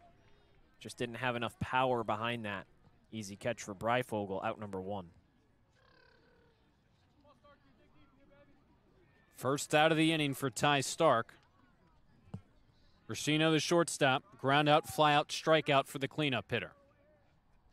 Came in at 400 with 3 RBIs. On at first is Arcamone. Another lefty on righty matchup. First pitch of the at-bat. High chopper to short. Randall gets the high up, flips to second for 1. Back to first in time. 6-4-3, and the Gatemen are out of the inning unscathed. 1 hit, no one left on, and no runs for the Red Sox. Through 7 full innings, Gatemen are 6 outs away from a post-All-Star break win. Stay tuned to Cape League TV. Insurance has been servicing Wareham and the surrounding areas since 1980. Call Legacy Insurance for all your insurance needs at 508-295-1315. Legacy Insurance, your hometown agency. Get ready for big results with our small machines. With more power, performance, comfort, and savings. They're ready for every job. And we're ready with plenty of inventory. The best support in the business, same-day parts availability, and locations across the Northeast. So you can always be ready to work. Milton Cat, always ready. When it comes to protecting your home, car, or business, trust the team that's been covering our community for generations. For personalized coverage and service that you can count on, the choice is easy. It's Morse, of course. Visit morseins.com today. 6-5 Gatemen lead. About to resume play in the top of the 8th on Cape League TV. They're 6 outs away from improving to 15-14. Trying to secure the win over the Cape League's best team right now in the YD Red Sox. It's McDonald, Sheehan, Yost with the sun setting here in Yarmouth Dennis. Back out on the mound is Pitzer. He's been fantastic, 3 shutout innings. The Gatemen trying to get some key insurance runs, maybe prolong this game a little bit to make that sun an even bigger factor. Yeah, now just looking around Cape Cod, Brewster on top of Hyannis 4-2 right now. Chatham up 4-3 on Katuitt. Bourne up 7-5 on Orleans. Falmouth up 3-0 on Harwich. So Bourne right behind Wareham. That'll be a big test to see if the Gatemen can keep pace. Win today. You don't have to worry about that even if the Braves come away with that win. Hyannis losing, Falmouth in front. McDonald taking on the inside corner, a called strike against Pitzer. But Hyannis and Katuitt both trailing as the games stand right now. Chance for 2 of those teams in the West to drop. Pitzer from the stretch, the 0-1 is in the dirt for a ball. Yeah, you look at the West standings, the 2 teams a point behind the Gatemen entering play, Bourne and Hyannis. So you take care of one of those 2 teams if you can win and Hyannis loses. A nod from Pitzer on the mound, deep breath. Into the windup now, the 1-1. Off the end of the bat, weak roller behind home plate, foul. And with a win, even with the 14 losses, Gatemen could join YD and Brewster. I mean, Brewster, chance to hold on and grab the 16th win of the summer, but Wareham would join YD and Brewster as the only teams with 15 wins or more. 1-2 pitch, fastball way high.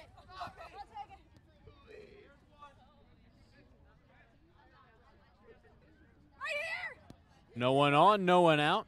Count even at 2-2. McDonald takes on the inside corner, called out. 3 straight strikeouts for Pitzer on the mound. Now 1 away to begin the 8th. Pitzer just keeps dealing. Got to find a way to hit this guy. And he has really just kind of shut down the offense that was grooving for the Gatemen. Shane steps up to the plate, goes after that first pitch behind on it, and flies it out of play down the right field line. I mean, I mentioned it when he first came in, Corey. The 15 2/3 innings, 5 games. So somebody that can really stretch out of the bullpen. It's at 3 1/3 with 6 Ks. 0-1. Shane, hard hit on the ground, off of the glove of the first baseman, Hakopian. Right in front of him, recovers and flips underhanded to Pitzer, covering the bag. Hard hit by Shane, but it results in an out nonetheless. Yeah, Shane pieced that, but at the end of the day, it doesn't matter at that point. And Pitzer really is just kind of, we talked about it, but you look at YD, Downs went 2 innings. Catalano, an inning. Nobe, just an inning. They'd used 3 pitchers, but now Pitzer has really provided that stability almost through 4 innings of work. He faces Yost with no one on and 2 away as he skips in a fastball. It's 1-0 on the Gateman center fielder. Yost had that big 2 RBI knock in the 3rd. He left the yard on the homer. The 1-0. Way out in front of that off-speed pitch. And it's 1-1. That was a nice hit from Yost. Drove it all the way out into right field. Homer number 2 on the summer for the lefty. RBIs 6 and 7. No one on for him here. It's a 1-1 from Pitzer. The lefty underneath of it, high pop-up. Near the third base bag, Bell settles under it in fair territory and makes the catch for out number 3. 3 up, 3 down for the Gatemen once again. This YD pitching staff has retired 11 straight Gatemen batters. Still a 1-run Wareham lead. Things are getting late here at Red Wilson Field. 1-run game. We move ahead to the last of the 8th. If you need to dig, lift, move, grade, clear, or cut, pump, weld, clean, light, and just about anything else, dial up the rental source for the newest and the most reliable equipment in New England. Staffed with equipment and construction experts. Milton Rents, your local source. As the sponsor of tonight's game, PCT Federal Credit Union is proud to root for the home team. We're thrilled to offer great rates on auto loans, home equity lines of credit, and so much more. Visit us on Cranberry Highway in West Wareham. Reed Custom Soils, a subsidiary of the AD Makepeace Company, is New England's most experienced precision soil blender. Reed is the leading provider of the lightweight planting soil for green roof installations, stabilized stone dust for nature paths and pedestrian walkways, bioretention rain garden soils, and specialized soils for athletic fields, including your newly renovated Spillane Field. To learn more, visit reedcustomsoils.com. Shameless Plug Electric, hitting home runs on every job. Wareham's top choice for electrical work. Call Shameless Plug Electric. 6 outs away from a Gateman win. They just have a run to play with.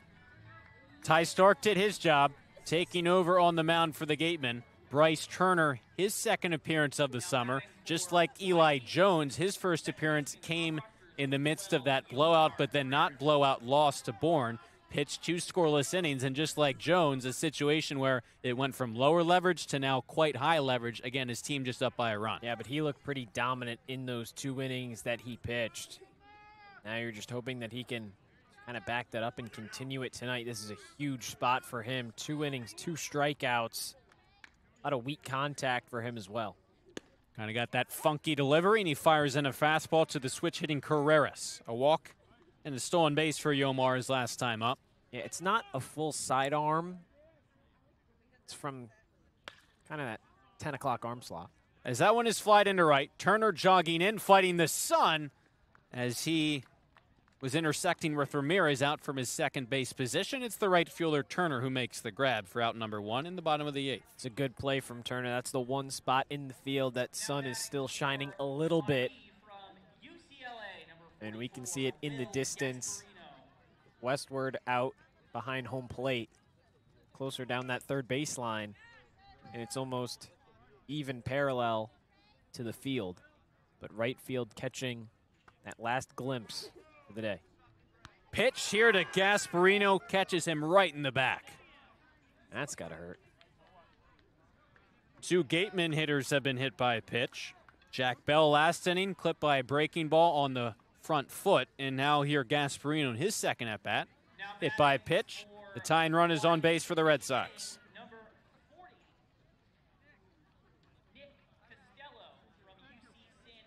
YD going with another pinch hitter here. Now, they've been playing the platoon advantage really late in this game as Nick Costello out of UC San Diego pinch hits for Capisi, who pinch hit for Nestler last at bat. Really going with all the tricks in the boot here. We are in the stretch run. Late July, 2 first-place teams doing battle. Pitch from Turner to the pitch-hitting Costello. It's a called strike to the lefty on the outside corner. That's right at the belt as Costello stands upright. Then as that pitch comes, he kind of squats down just barely. Looks like it misses high, but... Oh, when pitch skips in there, throw behind the runner at first. Back standing is the Gasparino runner at first base. Job from Rogers to keep him honest over at first. You don't want him to have that big of a lead, but he also stands 6'6", 225, does Gasparino at first, so not as big of a threat to run. Turner comes home on the 1-1 pitch, half-hearted swing. They appeal to the field, and they say he didn't go. The Gateman dugout immediately up in arms. It looked for sure from here like he broke the plane. It was a ball high.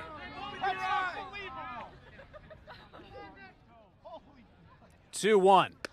Another check swing. It's a called strike anyways, and this time it's the Red Sox dugout turn to be upset. I mean, that should be strike 3. That was, I mean, Costello, the end of his bat was nearly even with Turner on the mound.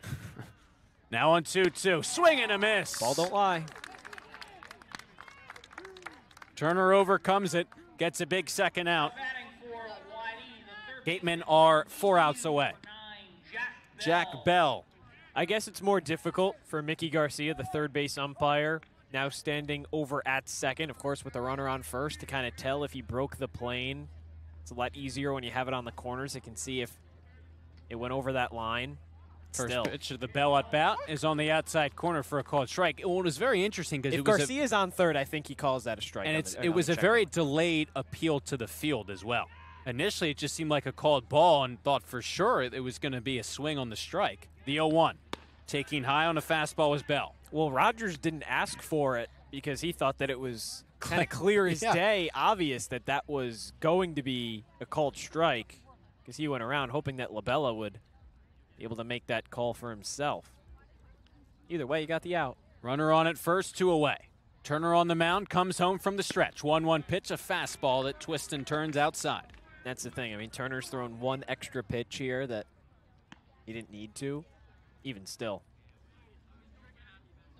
Trying to get out of the inning with the tying run on at first base, being held on by McHugh at first. The lefty hitting Jack Bell.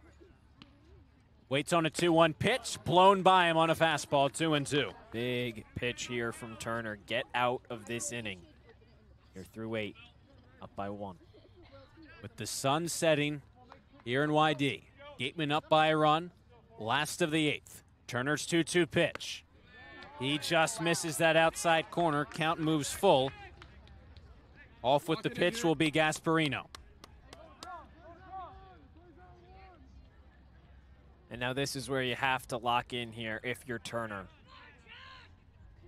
Don't want to get that tying run into scoring position. You got 2 outs. Execute.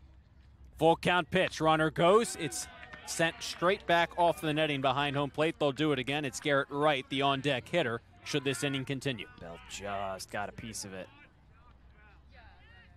It was a good pitch. Just challenge him again. Turner on the mound, comes home. 3-2 pitch, a bouncer to first. McHugh on the backhand, stays down, steps on the bag a foot away for out number 3. Turner pitching through adversity, gets the Gatemen out of the 8th inning unscathed. Wareham 3 outs away from a win. We'll return top of the 9th, getting late here in YD. Gatemen coming back to the plate when we come back on Cape League TV. Finding a good personal injury attorney is very difficult. If you or a family member has been involved in an accident, hurt at work, suffered a slip and fall, or have been injured due to negligence of someone else, contact the lawyers at Reedy, Kiernan, and McNally, LLP today. They are experienced trial attorneys who practice in all of the courts in the Commonwealth. The firm has been recognized by best lawyers in America for outstanding legal representation. Contact Reedy, Kiernan, and McNally, LLP today. The firm is located at 267 Main Street in Wareham. Reedy, Kiernan, and McNally, LLP also has offices in New Bedford and Falmouth. Well, we've been telling you the past number of innings that sunlight has been a factor with its setting. No lights here at Red Wilson Field. We were wondering how many innings these two teams could get in. It turns out 8 is the answer. With that last out, Turner retiring, Bell on the ground ball. This game has been called due to a lack of sunlight. It ends in a 6-5 Gatemen win. Can't complain about that. Finally, the Gatemen on the better end of some weather formalities that can kind of make or break games. It's so nice that you don't have to get those final 3 outs against a dangerous Red Sox team. And this is something that YD has kind of been familiar with for a large portion of its home games, whether being on the receiving end of a loss or kind of getting the benefit of the doubt and getting that win. You're not going to complain if you're Wareham. 15 wins, back above 500. Huge win coming out of the All-Star break. Now you go into Chatham tomorrow. You've had your problems against the Anglers this season. This is matchup number 3. The first 2 were blowouts. You come away with a win tomorrow. Keep that momentum going. You got an off day Wednesday. Leave everything out on that field at Veterans Field tomorrow. You mentioned it. The Gatemen to 15-14. They stay in first place no matter what scores hold throughout the rest of the league. Back above 500. The Red Sox fall to 15-12-2. Again, coming into this game, the best team across the Cape. And listen, obviously for Wareham, a great wire-to-wire win. The hitting was great. The pitching was timely, especially out of the bullpen. And still, though, we just want to issue our thoughts to Caleb Appleby. Yeah. That one kind of negative silver lining and what otherwise was a great Gateman win. I mean, it's so bittersweet when you think about this win because it's so sad to see that happen to a guy. You never want that to be the occurrence. Obviously wishing him well, hoping that, I mean, again, we don't want to speculate, and you don't want to try and wish him back selfishly to come back and pitch this season. You just, at this point, just hope that he's okay, he's healthy, and he will be healthy for his upcoming collegiate season. Obviously, he's been such a big part of this Gateman squad on and off the field. They get the job done regardless. 6-5, they take it over the Red Sox. As we wrap it up tonight from Red Wilson Field, the Gatemen are back in action tomorrow at Chatham for Sports Center night at Veterans Field. Hope to see you there. That's a 7 o'clock first pitch. Until then, for Rayna Maggelet, our sideline reporter, Chuck Luarasi, Abby Smith, our producers. For Josh Richardson, I'm Cory Miller saying go Gatemen. They hang on 6-5 in 8 innings over the Red Sox.